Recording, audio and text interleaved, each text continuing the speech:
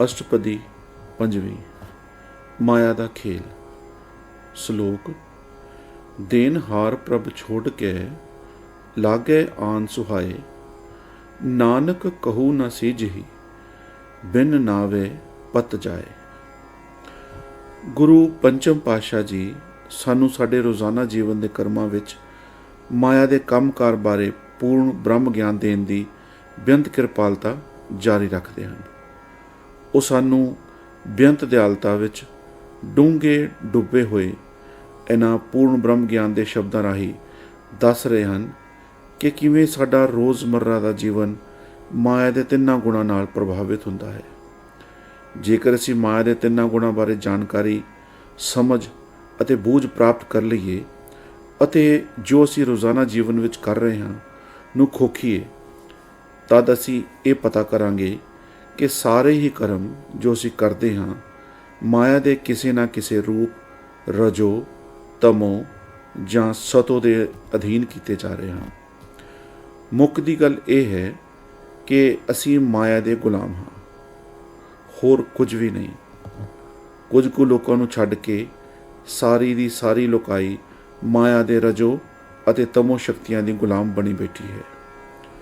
इस तो भाव यह है कि साडे सारे कर्म काम, क्रोध, लोभ, मोह, अहंकार अते तृष्णा वस किए जाते हैं। जेकर असी कोई धर्म कर्म भी करते हाँ तो केवल अपनिया मंगां नूं पूर्ण करने लई करते हाँ। अंतरीव गहरा रूहानी भाव यह है कि असी माया के इस जाल विच बुरी तरह नाल फसे हुए हाँ अते केवल माया के गुलाम बन के रह गए हाँ। इसलिए ये फैसला करना ज़रूरी है कि असी माया की गुलामी करते हुए जीवन नष्ट करना है जां माया नूं अपने अधीन करके एक जीवन मुक्त का सुंदर जीवन जिउना है।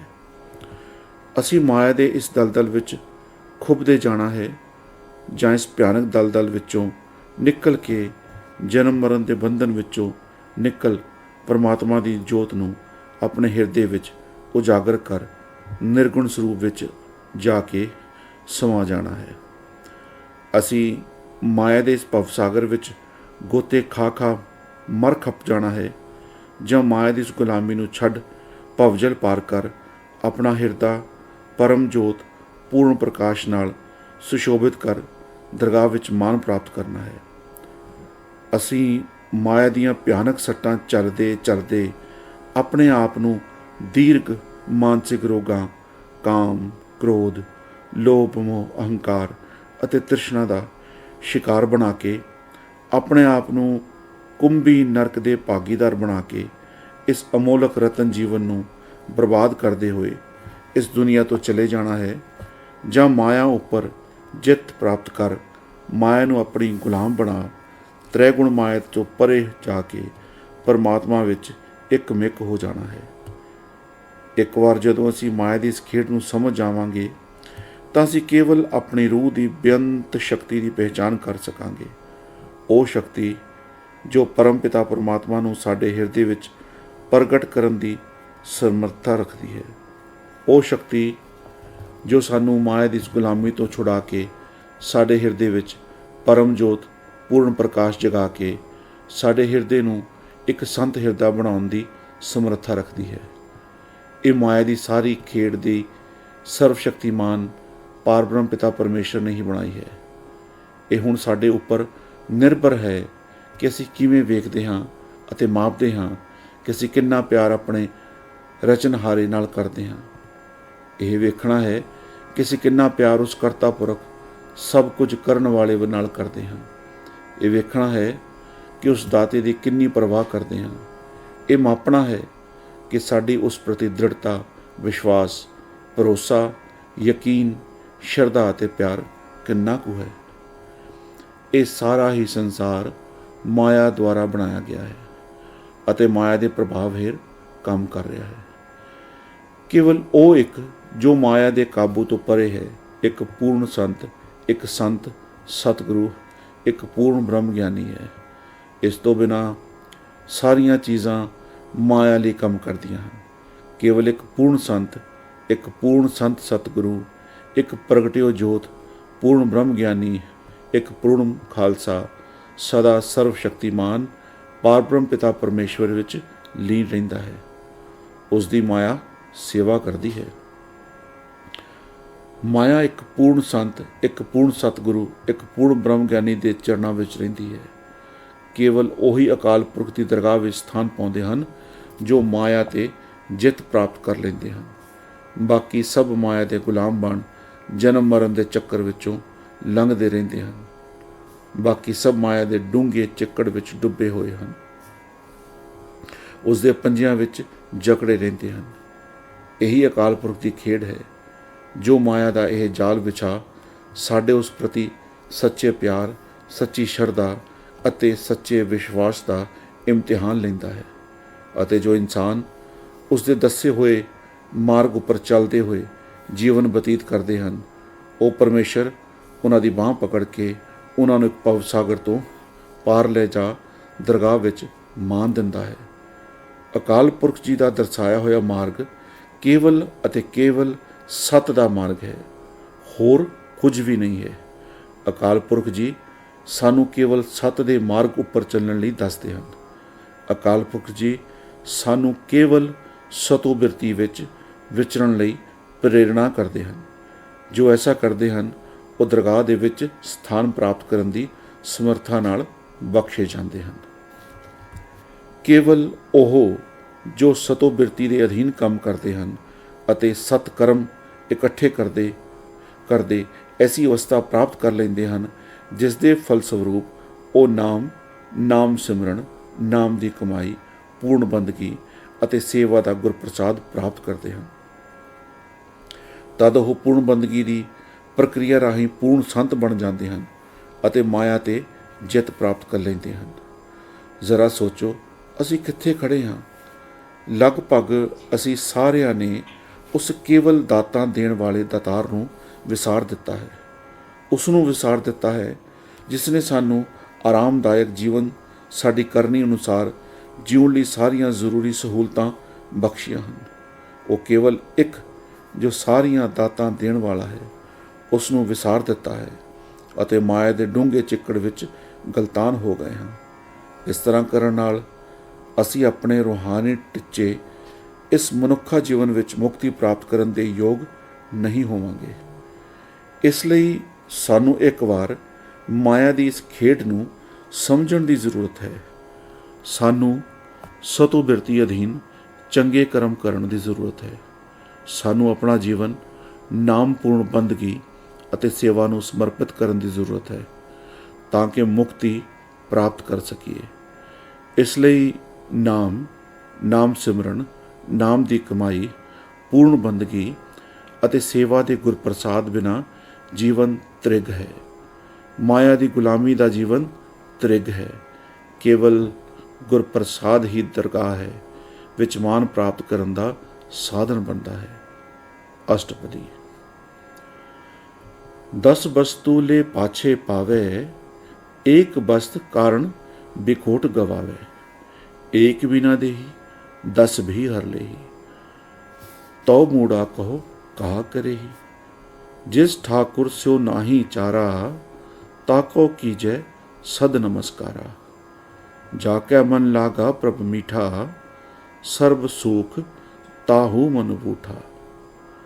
जिस जन अपना हुक्म मनाया, सर्ब थोक नानक तिन पाया। गुरु पातशाह जी बेअंत दयालता नाल सानू दस रहे हैं कि किवें असी माया की रजो अते तमो बिरती के प्रभाव हेठ सोचते अते कर्म करते हैं। साडियां इच्छावां कदी भी खत्म नहीं होंदियां। जदों एक इच्छा पूरी होंदी है तां दूसरी उठ पैंदी है अते कदी ना खत्म होने वाली इच्छावां की धारा बनती जाती है। किरपा करके जरा अपने अंदर झाती मारो अते देखो कि असी हमेशा माया की रजो बिरती के अधीन आसा, तृष्णा अते मनसा के वस कर्म कर रहे हैं। पूर्ण सत यह है कि मनुख दीयां सारियां इच्छावां कदे भी पूरियां नहीं होंदियां हैं, परंतु यह भी पूर्ण सत है कि अपने पिछले कर्मां अनुसार मनुख दीयां जरूरतां ਜ਼ਰੂਰ ਪੂਰੀਆਂ ਹੁੰਦੀਆਂ ਹਨ। ਜਦ ਕੁਝ ਇੱਛਾਵਾਂ ਪੂਰੀਆਂ ਹੋਣ ਤੋਂ ਬਿਨਾਂ ਰਹਿ ਜਾਂਦੀਆਂ ਹਨ, ਅਸੀਂ ਸਰਵ ਸ਼ਕਤੀਮਾਨ ਪਾਰ ਬ੍ਰਹਮ ਪਿਤਾ ਪਰਮੇਸ਼ਵਰ ਦਾ ਪੂਰੀਆਂ ਕੀਤੀਆਂ ਗਈਆਂ ਇੱਛਾਵਾਂ ਲਈ ਸ਼ੁਕਰਾਨਾ ਕਰਨਾ ਵੀ ਭੁੱਲ ਜਾਂਦੇ ਹਾਂ ਅਤੇ ਨਾ ਪੂਰੀਆਂ ਹੋਈਆਂ ਇੱਛਾਵਾਂ ਬਾਰੇ ਪਰਮਾਤਮਾ ਨੂੰ ਸ਼ਿਕਾਇਤ ਕਰਨਾ ਸ਼ੁਰੂ ਕਰ ਦਿੰਦੇ ਹਾਂ। ਬਾਰ-ਬਾਰ ਸ਼ਿਕਾਇਤ ਕਰਨਾ ਸਾਡੇ ਜੀਵਨ ਦਾ ਇੱਕ ਅਹਿਮ ਹਿੱਸਾ ਬਣ ਜਾਂਦਾ ਹੈ। ਜੋ ਕੁਝ ਵੀ ਸਾਡੀ ਜ਼ਿੰਦਗੀ ਵਿੱਚ ਚੰਗਾ ਹੁੰਦਾ ਹੈ, ਉਸ ਦਾ ਸਿਹਰਾ ਅਸੀਂ ਆਪਣੇ ਆਪ ਨੂੰ ਦਿੰਦੇ ਹਾਂ, ਪਰ ਜਦ ਕੋਈ ਬੁਰਾ ਹੁੰਦਾ ਹੈ ਤਾਂ ਰੱਬ ਨੂੰ ਦੋਸ਼ ਦਿੰਦੇ ਹਾਂ। ਅਸੀਂ ਮੁਸ਼ਕਲ ਨਾਲ ਹੀ ਕਦੀ ਸਰਵ ਸ਼ਕਤੀਮਾਨ ਪਾਰ ਬ੍ਰਹਮ ਪਿਤਾ ਪਰਮੇਸ਼ਵਰ ਦਾ ਸਾਡੀ ਜ਼ਿੰਦਗੀ ਵਿੱਚ ਹੋ ਰਹੇ ਚੰਗੇ ਕੰਮਾਂ ਲਈ ਸ਼ੁਕਰਾਨਾ ਕਰਦੇ ਹਾਂ, ਪਰ ਅਸੀਂ ਕਦੀ ਵੀ ਸ਼ਿਕਾਇਤ ਕਰਨ ਤੋਂ ਹਿਚਕਚਾਉਂਦੇ ਨਹੀਂ। ਜਦ ਚੀਜ਼ਾਂ ਸਾਡੀਆਂ ਇੱਛਾ ਦੇ ਵਿਰੁੱਧ ਹੁੰਦੀਆਂ ਹਨ, ਪਰ ਜ਼ਰਾ ਅੰਦਾਜ਼ਾ ਲਗਾਓ ਸਾਡੇ ਜੀਵਨ ਵਿੱਚ ਹੋ ਰਹੇ ਬੁਰੇ ਲਈ ਕਿਸ ਦਾ ਦੋਸ਼ ਹੈ? ਇਹ ਪਰਮਾਤਮਾ ਨਹੀਂ ਹੈ ਜਿਸ 'ਤੇ ਇਲਜ਼ਾਮ ਲਗਾਉਣਾ ਹੈ। ਇਹ ਅਸੀਂ ਹਾਂ ਜਿਨ੍ਹਾਂ 'ਤੇ ਇਲਜ਼ਾਮ ਹੋਣਾ ਚਾਹੀਦਾ ਹੈ, ਕਿਉਂਕਿ ਇਹ ਸਾਡੀਆਂ ਕਰਮਾਂ ਦਾ ਹੀ ਫਲ ਹੈ ਜੋ ਸਾਨੂੰ ਭੁਗਤਣਾ ਪੈਂਦਾ ਹੈ। ਇਸ ਲਈ ਇਹ ਅਸੀਂ ਹੀ ਹਾਂ ਜਿਨ੍ਹਾਂ 'ਤੇ ਇਲਜ਼ਾਮ ਹੋਣਾ ਚਾਹੀਦਾ ਹੈ ਅਤੇ ਸਾਡੀ ਉਂਗਲ ਸਾਡੇ ਵੱਲ ਹੀ ਉੱਠਣੀ ਪੈਂਦੀ ਹੈ। ਸਾਡੇ ਸਾਰੇ ਬੁਰੇ ਕਰਮ ਜੋ ਅਸੀਂ ਇਸ ਜੀਵਨ ਅਤੇ ਪੂਰਬਲੇ ਜਨਮਾਂ ਵਿੱਚ ਕੀਤੇ ਹਨ, ਉਹਨਾਂ ਦਾ ਭੁਗਤਾਨ ਤਾਂ ਸਾਨੂੰ ਕਰਨਾ ਹੀ ਪਵੇਗਾ, ਕਿਉਂਕਿ ਕਰਮ ਦਾ ਕਾਨੂੰਨ ਅਟਲ ਹੈ। ਕਰਮ ਦਾ ਕਾਨੂੰਨ ਦਰਗਾਹ ਫੁਰਮਾਨ ਹੈ, ਜਿਸ ਨੂੰ ਕੇਵਲ ਗੁਰਪ੍ਰਸਾਦ ਦੀ ਪ੍ਰਾਪਤੀ ਨਾਲ ਹੀ ਬਦਲਿਆ ਜਾ ਸਕਦਾ ਹੈ। ਭਾਵ ਗੁਰਪ੍ਰਸਾਦ ਦੀ ਪ੍ਰਾਪਤੀ ਉਪਰੰਤ ਜਦ ਨਾਮ ਹਿਰਦੇ ਵਿੱਚ ਪ੍ਰਕਾਸ਼ਮਾਨ ਹੋ ਜਾਂਦਾ ਹੈ ਤਾਂ ਮਸਤਕ ਉੱਪਰ ਲਿਖੇ ਸਾਰੇ ਲੇਖ ਮਿਟ ਜਾਂਦੇ ਹਨ। ਇਸ ਲਈ ਦੋਸ਼ ਆਪਣੇ ਕਰਮਾਂ ਦਾ ਹੈ। ਜੋ ਵੀ ਆਪਣੇ ਪੂਰਬਲੇ ਜਨਮਾਂ ਵਿੱਚ ਬੀਜਿਆ ਹੈ, ਹੁਣ ਸਾਨੂੰ ਵੱਢਣਾ ਪੈਂਦਾ ਹੈ। ਇਹ ਸਾਡੀ ਕਰਨੀ ਹੈ ਜੋ ਸਾਡਾ ਭਵਿੱਖ ਇਹਨਾਂ ਬ੍ਰਹਮ ਕਾਨੂੰਨਾਂ ਤਹਿਤ ਤੈਅ ਕਰਦੀ ਹੈ। ਇਸ ਲਈ ਆਪਣੇ ਭਵਿੱਖ ਦੇ ਅਸੀਂ ਆਪ ਜ਼ਿੰਮੇਵਾਰ ਹੁੰਦੇ ਹਾਂ। ਗੁਰੂ ਪਾਤਸ਼ਾਹ ਜੀ ਸਾਡੇ ਉੱਪਰ ਬਹੁਤ ਹੀ ਦਿਆਲੂ ਹੋ ਕੇ ਸਾਨੂੰ ਕਰਨੀ ਦੇ ਇਸ ਬ੍ਰਹਮ ਕਾਨੂੰਨ ਬਾਰੇ ਦੱਸ ਰਹੇ ਹਨ। ਸੋ ਇਸ ਦੀ ਬਜਾਏ ਅਸੀਂ ਇਹਨਾਂ ਮਾੜਿਆਂ ਕਰਮਾਂ ਲਈ ਪਾਰ ਬ੍ਰਹਮ ਪਿਤਾ ਪਰਮੇਸ਼ਵਰ ਨੂੰ ਦੋਸ਼ ਦਈਏ, ਸਾਨੂੰ ਸਰਵ ਸ਼ਕਤੀਮਾਨ ਗੁਰੂ ਸਤ ਪਾਰ ਬ੍ਰਹਮ ਪਿਤਾ ਪਰਮੇਸ਼ਵਰ ਜੀ ਦਾ ਜੀਵਨ ਦੇ ਹਰ ਪਲ ਧੰਨਵਾਦ ਕਰਨਾ ਚਾਹੀਦਾ ਹੈ, ਉਸ ਸਭ ਨਿਯਮਤਾਂ ਲਈ ਜੋ ਉਸਨੇ ਸਾਨੂੰ ਬਖਸ਼ੀਆਂ ਹਨ ਅਤੇ ਨਿਰੰਤਰ ਦੇ ਰਿਹਾ ਹੈ। ਸਾਡੀ ਜ਼ਿੰਦਗੀ ਵਿੱਚ ਵਾਪਰ ਰਹੇ ਮਾੜੇ ਕਰਮਾਂ ਦੇ ਪ੍ਰਭਾਵ ਵਸ ਕਲੇਸ਼ਾਂ ਲਈ ਸਾਨੂੰ ਸਤ ਪਾਰ ਬ੍ਰਹਮ ਪਿਤਾ ਪਰਮੇਸ਼ਵਰ ਜੀ ਉੱਪਰ ਦੋਸ਼ ਲਾਉਣੇ ਬੰਦ ਕਰਨੇ ਚਾਹੀਦੇ ਹਨ। ਇਸ ਦੀ ਬਜਾਏ ਸਾਨੂੰ ਆਪਣੇ ਆਪ ਦੀ ਨੁਕਤਾਚੀਨੀ ਕਰਨੀ ਚਾਹੀਦੀ ਹੈ, ਆਪਣੇ ਆਪ ਦੀ ਨਿੰਦਿਆ ਕਰਨੀ ਚਾਹੀਦੀ ਹੈ ਅਤੇ ਸਬਕ ਸਿੱਖਣਾ ਚਾਹੀਦਾ ਹੈ ਕਿ ਅਸੀਂ ਇਹ ਸਭ ਦੁਬਾਰਾ ਵਾਪਰਨ ਤੋਂ ਰੋਕਣ ਲਈ ਆਪਣੇ ਆਪ ਵਿੱਚ ਕੀ ਸੁਧਾਰ ਕਰੀਏ। ਸਵੈ ਨਿੰਦਿਆ ਬਹੁਤ ਵੱਡਾ ਪੁੰਨ ਹੈ। ਆਪਣੇ ਦੋਸ਼ਾਂ ਦੀ ਪਹਿਚਾਣ ਸਾਨੂੰ ਆਪਣੇ ਦੋਸ਼ਾਂ ਨੂੰ ਦੂਰ ਕਰਨ ਵਿੱਚ ਸਹਾਇਕ ਸਿੱਧ ਹੋਵੇਗੀ। ਜੇਕਰ ਅਸੀਂ ਹਮੇਸ਼ਾ ਹੀ ਸ਼ਿਕਾਇਤ ਕਰਦੇ ਰਹੀਏ ਤਾਂ ਇਹ ਸਾਡੇ ਲਈ ਕੁਝ ਵੀ ਚੰਗਾ ਨਹੀਂ ਕਰੇਗਾ। ਐਸਾ ਕਰਦਿਆਂ ਅਸੀਂ ਮਾਇਆ ਦੀ ਦਲਦਲ ਵਿੱਚ ਹੋਰ ਜ਼ਿਆਦਾ ਧੱਸਦੇ ਜਾਂਦੇ ਹਾਂ ਅਤੇ ਆਪਣਾ ਭਵਿੱਖ ਤਬਾਹ ਕਰ ਲੈਂਦੇ ਹਾਂ।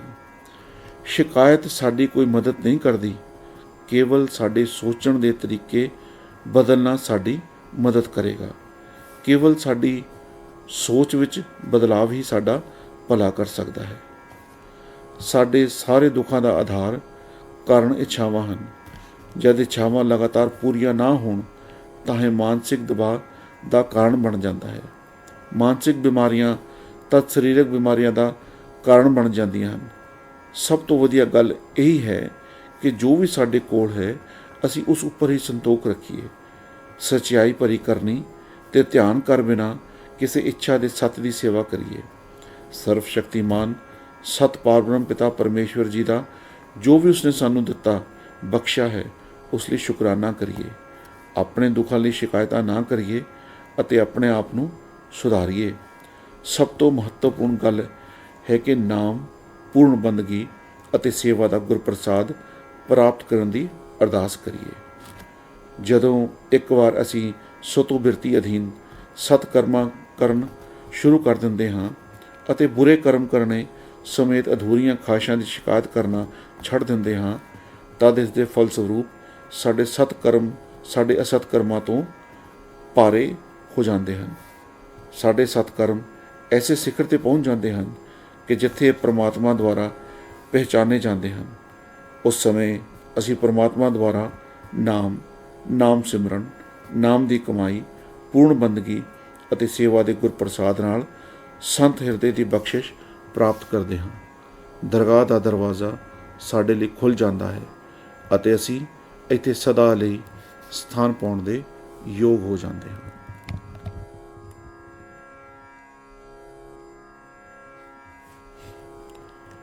ਜਦ ਅਸੀਂ ਦਰਗਾਹ ਵਿੱਚ ਸਦਾ ਲਈ ਸਥਾਨ ਪਾ ਲੈਂਦੇ ਹਾਂ, ਤਦ ਸਾਰੇ ਬ੍ਰਹਮ ਗੁਣ ਸਾਡੇ ਹਿਰਦੇ ਵਿੱਚ ਉਕਰ ਜਾਂਦੇ ਹਨ।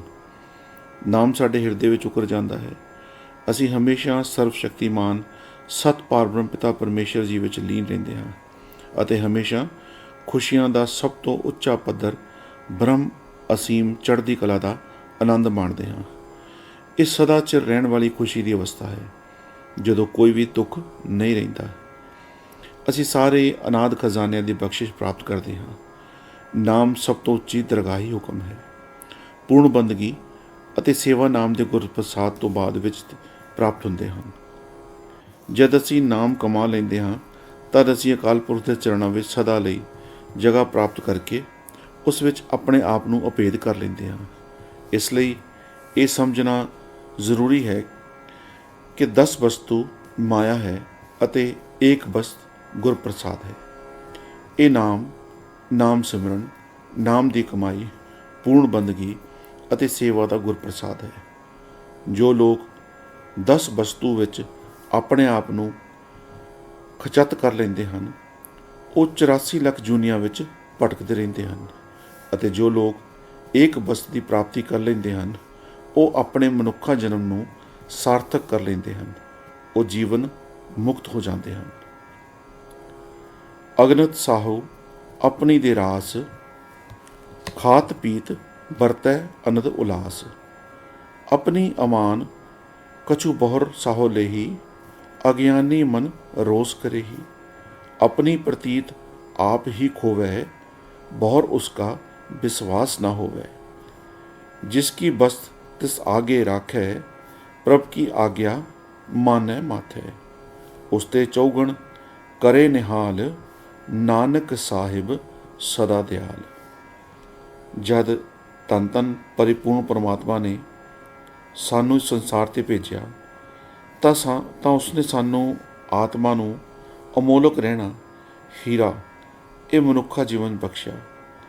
ਧੰਨ ਧੰਨ ਪਾਰਬ੍ਰਹਮ ਪਿਤਾ ਪਰਮੇਸ਼ਰ ਨੇ ਸਾਨੂੰ ਇਸ ਜੀਵਨ ਦੇ ਮੂਲ ਤੱਤ, ਜੋ ਕਿ ਹੋਰ ਕੁਝ ਨਹੀਂ ਕੇਵਲ 7 ਤੱਤ ਹੈ, ਦੀ ਸੇਵਾ ਕਰਨ ਲਈ ਸਾਨੂੰ ਸਵਾਸਾਂ ਦੀ ਪੂੰਜੀ ਦਿੱਤੀ ਹੈ।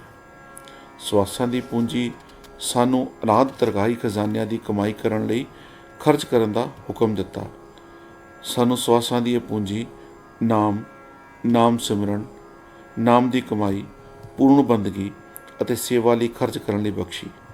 ਇਸ ਤਰ੍ਹਾਂ ਸਾਨੂੰ ਇਸ ਮਨੁੱਖਾ ਜੀਵਨ ਦੀ ਵਰਤੋਂ ਇਹਨਾਂ ਦਰਗਾਹੀ ਖਜ਼ਾਨਿਆਂ ਦੀ ਸੇਵਾ ਵਿੱਚ ਲਾਉਣ ਲਈ ਬਖਸ਼ੀ। ਸਾਨੂੰ ਸਰਵ ਸ਼ਕਤੀਮਾਨ ਪਾਰਬ੍ਰਹਮ ਪਿਤਾ ਪਰਮੇਸ਼ਰ ਨੇ ਆਪਣੇ ਨਾਲ ਜੁੜੇ ਰਹਿਣ ਲਈ ਅਤੇ ਪਰਮਾਤਮਾ ਦੀ ਦਰਗਾਹ ਵਿੱਚ ਸਤਿਕਾਰ ਕਮਾਉਣ ਦੀ ਬਖਸ਼ੀ। ਪਰ ਦੇਖੋ, ਅਸੀਂ ਇਸ ਦੀ ਬਜਾਏ ਕੀ ਕੀਤਾ? ਅਸੀਂ ਇਸ ਅਮੋਲਕ ਜ਼ਿੰਦਗੀ ਦੇ ਧਨ, ਸਵਾਸ ਕੇਵਲ ਖਾਣਾ ਪੀਣਾ ਅਤੇ ਸੰਸਾਰਿਕ ਸੁੱਖ ਆਰਾਮਾਂ ਲਈ ਵਿਅਰਥ ਖਰਚ ਕਰ ਰਹੇ ਹਾਂ। ਅਸੀਂ ਹਜੇ ਤੱਕ ਇਸ ਜ਼ਿੰਦਗੀ ਦੇ ਅਮੋਲਕ ਧਨ ਨੂੰ ਸੰਸਾਰਿਕ ਸੰਪੱਤੀ, ਜਾਇਦਾਦਾਂ ਖਰੀਦਣ, ਧਨ ਇਕੱਠਾ ਕਰਨ ਅਤੇ ਬਚਾਉਣ, ਆਪਣੇ ਪਰਿਵਾਰਾਂ ਨੂੰ ਪਾਲਣਾ ਕਰਨ ਅਤੇ ਆਪਣਾ ਸਾਰਾ ਸਮਾਂ ਉਹਨਾਂ ਦੀ ਦੇਖਭਾਲ ਕਰਨ ਅਤੇ ਹੋਰ ਕਰਮਾਂ ਲਈ ਖਰਚ ਕਰ ਰਹੇ ਹਾਂ। ਅਸੀਂ ਜੀਵਨ ਦੀ ਇਹ ਸਾਰੀ ਪੂੰਜੀ ਮਾਇਆ ਦੀ ਸੇਵਾ ਲਈ ਖਰਚ ਕਰ ਰਹੇ ਹਾਂ ਅਤੇ ਉਸ ਪਰਮ ਸ਼ਕਤੀ ਸਤ ਪਾਰਬ੍ਰਹਮ ਪਿਤਾ ਪਰਮੇਸ਼ਰ ਨੂੰ ਭੁੱਲ ਗਏ ਹਾਂ, ਜਿਸ ਨੇ ਸਾਨੂੰ ਜ਼ਿੰਦਗੀ ਦੀ ਅਮੋਲਕ ਪੂੰਜੀ ਸਵਾਸ ਦਿੱਤੇ ਹਨ। ਮਾਇਆ ਦੀ ਇਸ ਤਰ੍ਹਾਂ ਸੇਵਾ ਕਰਦਿਆਂ ਕਦੇ ਸਾਡੀ ਕੋਈ ਚੀਜ਼, ਧਨ, ਜਾਇਦਾਦ, ਰਿਸ਼ਤੇ ਨਾਤੇ ਅਤੇ ਹੋਰ ਕੋਈ ਸੰਸਾਰਿਕ ਸੰਪત્ਤੀ ਜਦ ਗਵਾਚਦੀ ਹੈ ਤਾਂ ਅਸੀਂ ਗੁੱਸੇ ਹੋ ਜਾਂਦੇ ਹਾਂ। ਅਸੀਂ ਕਦੀ ਵੀ ਪਰਮ ਸ਼ਕਤੀ ਸਤ ਪਾਰਬ੍ਰਹਮ ਪਰਮੇਸ਼ਰ ਨੂੰ ਯਾਦ ਨਹੀਂ ਕਰਦੇ ਅਤੇ ਸ਼ੁਕਰਾਨਾ ਨਹੀਂ ਕਰਦੇ, ਜਿਸ ਨੇ ਸਾਨੂੰ ਜ਼ਿੰਦਗੀ ਦੇ ਸਭ ਸੁੱਖ ਆਰਾਮ ਦਿੱਤੇ ਹਨ ਅਤੇ ਨਾਮ ਦੀ ਕਮਾਈ ਅਨਾਦ ਖਜ਼ਾਨਾ ਇਕੱਠਾ ਕਰਨ ਲਈ ਜ਼ਿੰਦਗੀ ਦੀ ਪੂੰਜੀ ਦਿੱਤੀ ਹੈ। ਅਸੀਂ ਇਹ ਵੀ ਭੁੱਲ ਗਏ ਹਾਂ ਕਿ ਜੋ ਸਾਡੀ ਜ਼ਿੰਦਗੀ ਵਿੱਚ ਵਾਪਰਦਾ ਹੈ ਉਹ ਸਾਡੇ ਆਪਣੇ ਕਰਮਾਂ ਕਾਰਨ ਹੁੰਦਾ ਹੈ। ਜੋ ਕੁਝ ਵੀ ਸਾਡੇ ਜੀਵਨ ਵਿੱਚ ਵਾਪਰਦਾ ਹੈ ਉਸ ਦੇ ਜ਼ਿੰਮੇਵਾਰੀ ਲੈਣ ਦੀ ਬਜਾਏ ਅਸੀਂ ਅਕਾਲ ਪੁਰਖ ਉੱਪਰ ਦੋਸ਼ ਲਗਾਉਣ ਲੱਗ ਪੈਂਦੇ ਹਾਂ, ਜਿਸ ਨੇ ਸਾਨੂੰ ਸਭ ਕੁਝ ਦਿੱਤਾ ਹੈ। ਜਦ ਅਸੀਂ ਆਪਣੀ ਕਰਨੀ ਨੂੰ ਨਜ਼ਰਅੰਦਾਜ਼ ਕਰਕੇ ਪਰਮਾਤਮਾ ਉੱਪਰ ਦੋਸ਼ ਲਗਾਉਂਦੇ ਹਾਂ ਤਾਂ ਸਾਡੇ ਨਾਲ ਕੀ ਵਾਪਰਦਾ ਹੈ। ਜ਼ਰਾ ਕਲਪਨਾ ਕਰੋ, ਜੇਕਰ ਇਹੋ ਗੱਲ ਸਾਡੇ ਆਪਣੇ ਪਰਿਵਾਰ ਜਾਂ ਮਿੱਤਰਾਂ ਨਾਲ ਵਾਪਰਦੀ ਹੈ। ਜੇਕਰ ਅਸੀਂ ਆਪਣੇ ਮਿੱਤਰਾਂ ਅਤੇ ਪਰਿਵਾਰ ਉੱਪਰ ਦੋਸ਼ ਲਗਾਉਣਾ ਸ਼ੁਰੂ ਕਰੀਏ ਤਾਂ ਕੀ ਵਾਪਰਦਾ ਹੈ। ਕੀ ਸਾਡਾ ਉਹਨਾਂ ਨਾਲ ਰਿਸ਼ਤਾ ਸਧਾਰਨ ਰਹਿੰਦਾ ਹੈ? ਕੀ ਅਸੀਂ ਉਹਨਾਂ ਦਾ ਚੰਗਾ ਸੋਚਦੇ ਹਾਂ? ਕੀ ਉਹਨਾਂ ਦੀਆਂ ਭਾਵਨਾਵਾਂ ਸਾਡੇ ਪ੍ਰਤੀ ਚੰਗੀਆਂ ਰਹਿੰਦੀਆਂ ਹਨ? ਕੀ ਉਹ ਹੁਣ ਵੀ ਸਾਡੇ ਉੱਪਰ ਭਰੋਸਾ ਕਰਨਗੇ? ਕੀ ਉਹ ਸਾਡੇ ਨਾਲ ਦਇਆਪੂਰਵਕ ਵਰਤਾਵਾ ਕਰਨਗੇ? ਇਹਨਾਂ ਸਾਰਿਆਂ ਪ੍ਰਸ਼ਨਾਂ ਦਾ ਉੱਤਰ ਨਾ ਪੱਖੀ ਹੈ। ਦੂਸਰਿਆਂ ਉੱਪਰ ਦੋਸ਼ ਲਗਾਉਣ ਨਾਲ ਅਸੀਂ ਆਪਣਾ ਰਿਸ਼ਤਾ ਖਰਾਬ ਕਰ ਲੈਂਦੇ ਹਾਂ। ਬ੍ਰਹਮ ਕਾਨੂੰਨ ਵੀ ਇਸੇ ਤਰੀਕੇ ਨਾਲ ਚੱਲਦਾ ਹੈ। ਆਲੋਚਨਾ ਕਰਨਾ, ਦੋਸ਼ ਲਗਾਉਣਾ ਅਤੇ ਪਰਮਾਤਮਾ ਦੀ ਸ਼ਿਕਾਇਤ ਕਰਨੀ ਵੀ ਬ੍ਰਹਮ ਕਾਨੂੰਨ ਅਧੀਨ ਸਜ਼ਾ ਯੋਗ ਹੈ। ਇਸ ਤਰ੍ਹਾਂ ਅਸੀਂ ਪਰਮਾਤਮਾ ਪ੍ਰਤੀ ਆਪਣੀ ਦਿਆਨਤਦਾਰੀ ਗਵਾ ਲੈਂਦੇ ਹਾਂ। ਇਸ ਤਰ੍ਹਾਂ ਅਸੀਂ ਪਰਮਾਤਮਾ ਵਿੱਚ ਭਰੋਸਾ ਗਵਾਉਣ ਦੇ ਦੋਸ਼ੀ ਬਣ ਜਾਂਦੇ ਹਾਂ। ਅਸੀਂ ਸਰਵ ਸ਼ਕਤੀਮਾਨ ਪਾਰਬ੍ਰਹਮ ਪਿਤਾ ਪਰਮੇਸ਼ਰ ਤੋਂ ਦੂਰ ਧੱਕੇ ਜਾਂਦੇ ਹਾਂ। ਇਸ ਦਾ ਭਾਵ ਹੈ ਕਿ ਉਹ ਨਿਰਧਾਰਤ ਸਮਾਂ ਜਦੋਂ ਅਸੀਂ ਨਾਮ ਸਿਮਰਨ, ਨਾਮ ਦੀ ਕਮਾਈ, ਪੂਰਨ ਬੰਦਗੀ ਅਤੇ ਸੇਵਾ ਦਾ ਗੁਰਪ੍ਰਸਾਦ ਪ੍ਰਾਪਤ ਕਰਨਾ ਹੈ, ਉਹ ਬੁਰੀ ਤਰ੍ਹਾਂ ਨਾਲ ਭਵਿੱਖ ਵੱਲ ਧੱਕਿਆ ਜਾਂਦਾ ਹੈ। ਗੁਰਪ੍ਰਸਾਦ ਦੀ ਪ੍ਰਾਪਤ ਸਾਡੇ ਲਈ ਹੋਰ ਜ਼ਿਆਦਾ ਦੁਸ਼ਵਾਰ ਹੋ ਜਾਂਦੀ ਹੈ। ਸਾਡੇ ਮਨੁੱਖੀ ਜੀਵਨ ਦਾ ਮੰਤਵ ਜੀਵਨ ਮੁਕਤੀ ਪ੍ਰਾਪਤ ਕਰਨ ਨੂੰ ਪਹਿਚਾਨਣ ਦੀ ਯੋਗਤਾ ਬਹੁਤ ਹੀ ਘਟ ਜਾਂਦੀ ਹੈ। ਸਾਡਾ ਪਰਮਾਤਮਾ ਪ੍ਰਤੀ ਪਿਆਰ ਅਤੇ ਸ਼ਰਧਾ ਖਤਮ ਹੋ ਜਾਂਦੀ ਹੈ। ਪਰ ਜੇਕਰ ਅਸੀਂ ਆਪਣੇ ਹਰ ਸਵਾਸ ਨਾਲ ਉਸ ਦੇ ਸ਼ੁਕਰਗੁਜ਼ਾਰ ਰਹੀਏ, ਜੇਕਰ ਅਸੀਂ ਆਪਣੇ ਆਪ ਨੂੰ ਸਮਰਪਿਤ ਕਰ ਦਈਏ ਅਤੇ ਸਤੋ ਬਿਰਤੀ ਅਧੀਨ ਕਰਮ ਕਰਦੇ ਰਹੀਏ ਤਾਂ ਅਸੀਂ ਰੂਹਾਨੀਅਤ ਵੱਲ ਅੱਗੇ ਵਧਣਾ ਜਾਰੀ ਰੱਖਦੇ ਹਾਂ। ਇਸ ਦੇ ਫਲਸਰੂਪ ਅਸੀਂ ਨਾਮ ਸਿਮਰਨ, ਨਾਮ ਦੀ ਕਮਾਈ, ਪੂਰਨ ਬੰਦਗੀ ਅਤੇ ਸੇਵਾ ਦੀ ਗੁਰਪ੍ਰਸਾਦੀ ਪਰਮ ਸ਼ਕਤੀ ਪ੍ਰਾਪਤ ਕਰ ਲੈਂਦੇ ਹਾਂ। ਅਸੀਂ ਇਸ ਸੰਸਾਰ ਵਿੱਚ ਪਰਿਵਾਰ ਨਾਲ ਰਹਿੰਦੇ ਹਾਂ ਅਤੇ ਆਪਣੀਆਂ ਸਾਰੀਆਂ ਜ਼ਿੰਮੇਵਾਰੀਆਂ ਨਿਭਾਉਂਦੇ ਹੋਏ ਜੀਵਨ ਮੁਕਤੀ ਪ੍ਰਾਪਤ ਕਰਨ ਦੇ ਯੋਗ ਹੋ ਜਾਂਦੇ ਹਾਂ। ਜੇਕਰ ਅਸੀਂ ਕੇਵਲ 10% ਸਮਾਂ ਵੀ ਨਾਮ ਬੰਦਗੀ ਅਤੇ ਸੇਵਾ ਨੂੰ ਸਮਰਪਿਤ ਕਰ ਦਈਏ, ਤਦ ਵੀ ਅਸੀਂ ਆਪਣਾ ਹਿਰਦੇ ਵਿੱਚ ਪਾਰਬ੍ਰਹਮ ਪਰਮੇਸ਼ਰ ਨੂੰ ਪ੍ਰਗਟ ਕਰਨ ਦੇ ਯੋਗ ਹੋ ਜਾਂਦੇ ਹਾਂ। ਜਦ ਅਸੀਂ ਆਪਣੀ ਕਮਾਈ ਦਾ ਕੇਵਲ 10% ਗੁਰੂ ਅੱਗੇ ਦਾਨ ਕਰ ਦਈਏ, ਤਦ ਵੀ ਅਸੀਂ ਆਪਣੇ ਆਪ ਨੂੰ ਲੋਭ, ਲਾਲਚ ਅਤੇ ਮਾਇਆ ਤੋਂ ਦੂਰ ਰੱਖਣ ਦੇ ਯੋਗ ਹੋ ਜਾਂਦੇ ਹਾਂ। ਗੁਰੂ ਸਾਡੇ ਉੱਪਰ ਬਹੁਤ ਹੀ ਦਿਆਲੂ ਹਨ। ਉਹ ਸਾਡੀ ਕਮਾਈ ਵਿੱਚ ਕੇਵਲ 10% ਲੈਂਦਾ ਹੈ ਅਤੇ ਬਾਕੀ 90% ਆਪਣੇ ਕੋਲੋਂ ਪਾਉਂਦਾ ਹੈ। ਪਰਿਵਾਰ ਅਤੇ ਹੋਰ ਜ਼ਿੰਮੇਵਾਰੀਆਂ ਦਾ ਖਿਆਲ ਰੱਖ ਕੇ ਗੁਰੂ ਪਾਤਸ਼ਾਹੀਆਂ ਨੇ ਸਭ ਕੁਝ ਦੇਣ ਦੇ ਨਿਯਮ ਵਿੱਚ ਸੋਧ ਕੀਤੀ ਹੈ। ਉਹਨਾਂ ਨੇ ਇਸ ਲਈ ਦਸਵੰਧ ਦਾ ਦਰਗਾਹੀ ਨਿਯਮ ਬਣਾਇਆ। ਕੇਵਲ ਆਪਣਾ 10% ਗੁਰੂ ਨੂੰ ਦੇਣ ਨਾਲ ਗੁਰੂ ਸਾਡੀ ਹਰ ਤਰੀਕੇ ਨਾਲ ਸੰਭਾਲ ਕਰਦਾ ਹੈ। ਪਰ ਉਹ ਰੂਹਾਂ ਜੋ ਆਪਣੇ 100% ਗੁਰੂ ਨੂੰ ਸਮਰਪਿਤ ਕਰ ਦਿੰਦੀਆਂ ਹਨ, ਇਹੋ ਜਿਹੀਆਂ ਰੂਹਾਂ ਮੁਸ਼ਕਲ ਨਾਲ ਲੱਖਾਂ ਕਰੋੜਾਂ ਵਿੱਚੋਂ ਕੋਈ ਵਿਰਲੀਆਂ ਹੁੰਦੀਆਂ ਹਨ। ਉਹ ਰੂਹਾਂ ਜੋ 100% ਗੁਰ ਅਤੇ ਗੁਰੂ ਨੂੰ ਸਮਰਪਿਤ ਕਰ ਦਿੰਦੀਆਂ ਹਨ, ਉਹ ਰੂਹਾਂ ਜੋ ਪੂਰੀ ਤਰ੍ਹਾਂ ਗੁਰ ਅਤੇ ਗੁਰੂ ਨੂੰ ਆਪਣਾ ਨਿਛਾਵਰ ਕਰ ਦਿੰਦੀਆਂ ਹਨ, ਕਈ ਕਰੋੜਾਂ ਵਿੱਚੋਂ ਵਿਰਲੀਆਂ ਹੀ ਹੁੰਦੀਆਂ ਹਨ। ਇਸ ਤਰ੍ਹਾਂ ਨਾਲ ਉਹ ਰੂਹਾਂ ਮੁਕਤੀ ਪ੍ਰਾਪਤ ਕਰਨ ਦੇ ਰਸਤੇ 'ਤੇ ਤੇਜ਼ੀ ਨਾਲ ਅੱਗੇ ਵੱਧਦੀਆਂ ਹਨ। ਗੁਰੂ ਪਾਤਸ਼ਾਹ ਸਾਨੂੰ ਇਹ ਪੂਰਨ ਬ੍ਰਹਮ ਗਿਆਨ ਦੀ ਬਖਸ਼ਿਸ਼ ਕਰ ਰਹੇ ਹਨ ਕਿ ਤਨ, ਮਨ, ਧਨ ਗੁਰੂ ਦੇ ਚਰਨਾਂ ਵਿੱਚ ਅਰਪਣ ਕਰਨ ਨਾਲ ਦਰਗਾਹ ਵਿੱਚ ਮਾਨ ਪ੍ਰਾਪਤ ਹੁੰਦਾ ਹੈ। ਜੇਕਰ ਅਸੀਂ ਇਹ ਜਿਹਾ ਨਹੀਂ ਕਰਦੇ ਤਾਂ ਘੱਟੋ ਘੱਟ ਉਸ ਦਾਤੇ ਨੂੰ ਦਸਵੰਧ ਜ਼ਰੂਰ ਦਈਏ। ਇਹ ਗੁਰ ਅਤੇ ਗੁਰੂ ਦਾ ਹੁਕਮ ਹੈ। ਕੋਈ ਵੀ ਜੋ ਇਸ ਬ੍ਰਹਮ ਕਾਨੂੰਨ ਦੀ ਪਾਲਣਾ ਕਰਦਾ ਹੈ ਧੰਨ ਧੰਨ ਹੋ ਜਾਂਦਾ ਹੈ। ਗੁਰ ਅਤੇ ਗੁਰੂ ਸਾਡੇ ਉੱਪਰ ਬਹੁਤ ਦਿਆਲ ਹਨ ਅਤੇ ਜਦੋਂ ਉਹ ਸਾਡੇ ਪਿਆਰ, ਦਿਆਨਤਦਾਰੀ, ਸ਼ਰਧਾ, ਭਰੋਸੇ ਅਤੇ ਯਕੀਨ ਤੋਂ ਖੁਸ਼ ਹੁੰਦੇ ਹਨ ਤਦ ਉਹ ਸਾਨੂੰ ਸਾਰੇ ਅਨਾਦ ਖਜ਼ਾਨੇ ਸੌਂਪ ਦਿੰਦੇ ਹਨ। ਉਹ ਸਾਨੂੰ ਨਾਮ ਸਿਮਰਨ, ਨਾਮ ਦੀ ਕਮਾਈ, ਪੂਰਨ ਬੰਦਗੀ ਅਤੇ ਸੇਵਾ ਦੇ ਅਮੋਲਕ ਹੀਰੇ ਅਤੇ ਗਹਿਣਿਆਂ ਨਾਲ ਭਰ ਦਿੰਦੇ ਹਨ ਅਤੇ ਅਸੀਂ ਰੂਹਾਨੀਅਤ ਦੇ ਸੰਸਾਰ ਦੀਆਂ ਉਚਾਈਆਂ ਤੱਕ ਪਹੁੰਚ ਜਾਂਦੇ ਹਾਂ।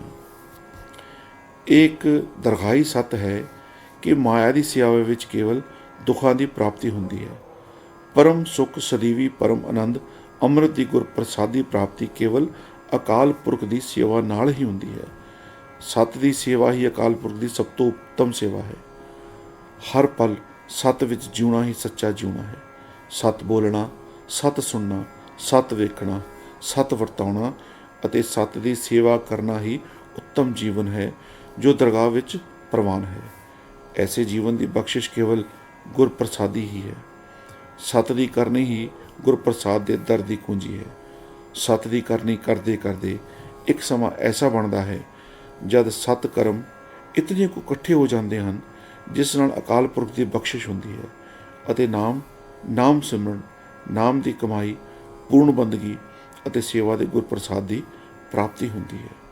ਜੋ ਮਨੁੱਖ ਗੁਰ ਪ੍ਰਸਾਦ ਦੀ ਸੇਵਾ ਸੰਭਾਲਤਾ ਕਰਦੇ ਹੋਏ ਆਪਣਾ ਤਨ, ਮਨ, ਧਨ ਗੁਰੂ ਦੇ ਸੱਤ ਚਰਨਾਂ 'ਤੇ ਅਰਪਣ ਕਰਦੇ ਹਨ ਉਹ ਦਰਗਾਹ ਵਿੱਚ ਮਾਨ ਪ੍ਰਾਪਤ ਕਰਦੇ ਹਨ। ਪਰਮ ਆਨੰਦ ਦੀ ਵਿਚਾਰ ਇਹ ਹੈ ਕਿ ਧੰਨ ਧੰਨ ਪਾਰ ਬ੍ਰਹਮ ਪਿਤਾ ਪਰਮੇਸ਼ਰ ਨੇ ਪਰਮ ਦਿਆਲਤਾ ਨਾਲ ਮਨੁੱਖੇ ਜਨਮ ਵਿੱਚ ਸਾਨੂੰ ਸੱਤ ਬੋਲਣਾ, ਸੱਤ ਸੁਣਨਾ, ਸੱਤ ਵੇਖਣਾ, ਸੱਤ ਵਰਤਾਉਣਾ ਅਤੇ ਸੱਤ ਦੀ ਸੇਵਾ ਕਰਨਾ ਦੀਆਂ ਸਾਰੀਆਂ ਦਰਗਾਹੀ ਸ਼ਕਤੀਆਂ ਨਾਲ ਨਿਵਾਜਿਆ ਹੈ। ਇਹਨਾਂ ਮਹਾਨ ਦਰਗਾਹੀ ਸ਼ਕਤੀਆਂ ਦੀ ਵਰਤੋਂ ਕਰਨ ਨਾਲ ਅਸੀਂ ਗੁਰਪ੍ਰਸਾਦ ਦੀ ਪ੍ਰਾਪਤੀ ਕਰਕੇ ਅਕਾਲ ਪੁਰਖ ਵਿੱਚ ਸਦਾ ਲਈ ਲੀਨ ਹੋ ਸਕਦੇ ਹਾਂ। ਇਸ ਜੁਗਤੀ ਨਾਲ ਅਸੀਂ ਮਾਇਆ ਦੀ ਗੁਲਾਮੀ ਤੋਂ ਆਜ਼ਾਦ ਹੋ ਕੇ ਮਾਇਆ ਨੂੰ ਆਪਣਾ ਗੁਲਾਮ ਬਣਾ ਕੇ ਜੀਵਨ ਮੁਕਤ ਹੋ ਕੇ ਆਪਣੇ ਜੀਵਨ ਦਾ ਆਨੰਦ ਮਾਣ ਸਕਦੇ ਹਾਂ।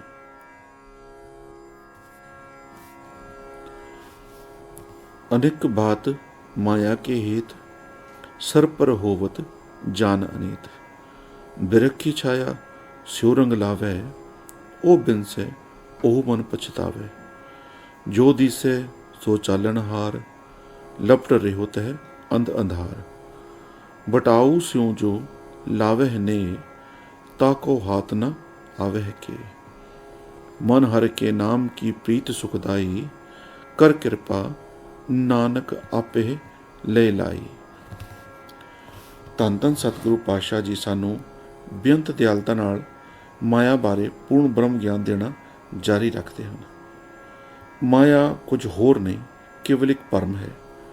ਮਾਇਆ ਕੁਝ ਹੋਰ ਨਹੀਂ, ਕੇਵਲ ਇੱਕ ਮਿੱਠਾ ਜ਼ਹਿਰ ਹੈ। ਮਾਇਆ ਦਾ ਸੰਸਾਰਿਕ ਰੂਪ ਕੇਵਲ ਇੱਕ ਵਸਤੂ ਹੈ ਜੋ ਸਾਨੂੰ ਰੋਜ਼ਾਨਾ ਜੀਵਨ ਦੀਆਂ ਪਦਾਰਥਕ ਲੋੜਾਂ ਪੂਰੀਆਂ ਕਰਨ ਲਈ ਦਿੱਤੀ ਗਈ ਹੈ। ਅਸੀਂ ਰੋਜ਼ਾਨਾ ਜੀਵਨ ਵਿੱਚ ਮਾਇਆ ਦੇ ਕਈ ਰੂਪਾਂ ਦਾ ਸਾਹਮਣਾ ਕਰਦੇ ਹਾਂ। ਆਓ ਮਾਇਆ ਦੇ ਇਸ ਪੱਖ ਬਾਰੇ ਹੋਰ ਵਿਸਤਾਰ ਨਾਲ ਸਮਝਣ ਦਾ ਯਤਨ ਕਰੀਏ। ਸਾਨੂੰ ਇਹ ਸਮਝਣ ਦੀ ਜ਼ਰੂਰਤ ਹੈ ਕਿ ਅਕਾਲ ਪੁਰਖ ਦੇ ਨਿਰਗੁਣ ਸਰੂਪ ਤੋਂ ਬਿਨਾਂ ਸਭ ਕੁਝ ਮਾਇਆ ਹੀ ਹੈ। ਕੋਈ ਚੀਜ਼ ਜੋ ਮਾਇਆ ਦੇ ਪ੍ਰਭਾਵ ਹੇਠ ਹੁੰਦੀ ਹੈ ਅਤੇ ਵਾਪਰਦੀ ਹੈ ਵੀ ਮਾਇਆ ਹੀ ਹੈ।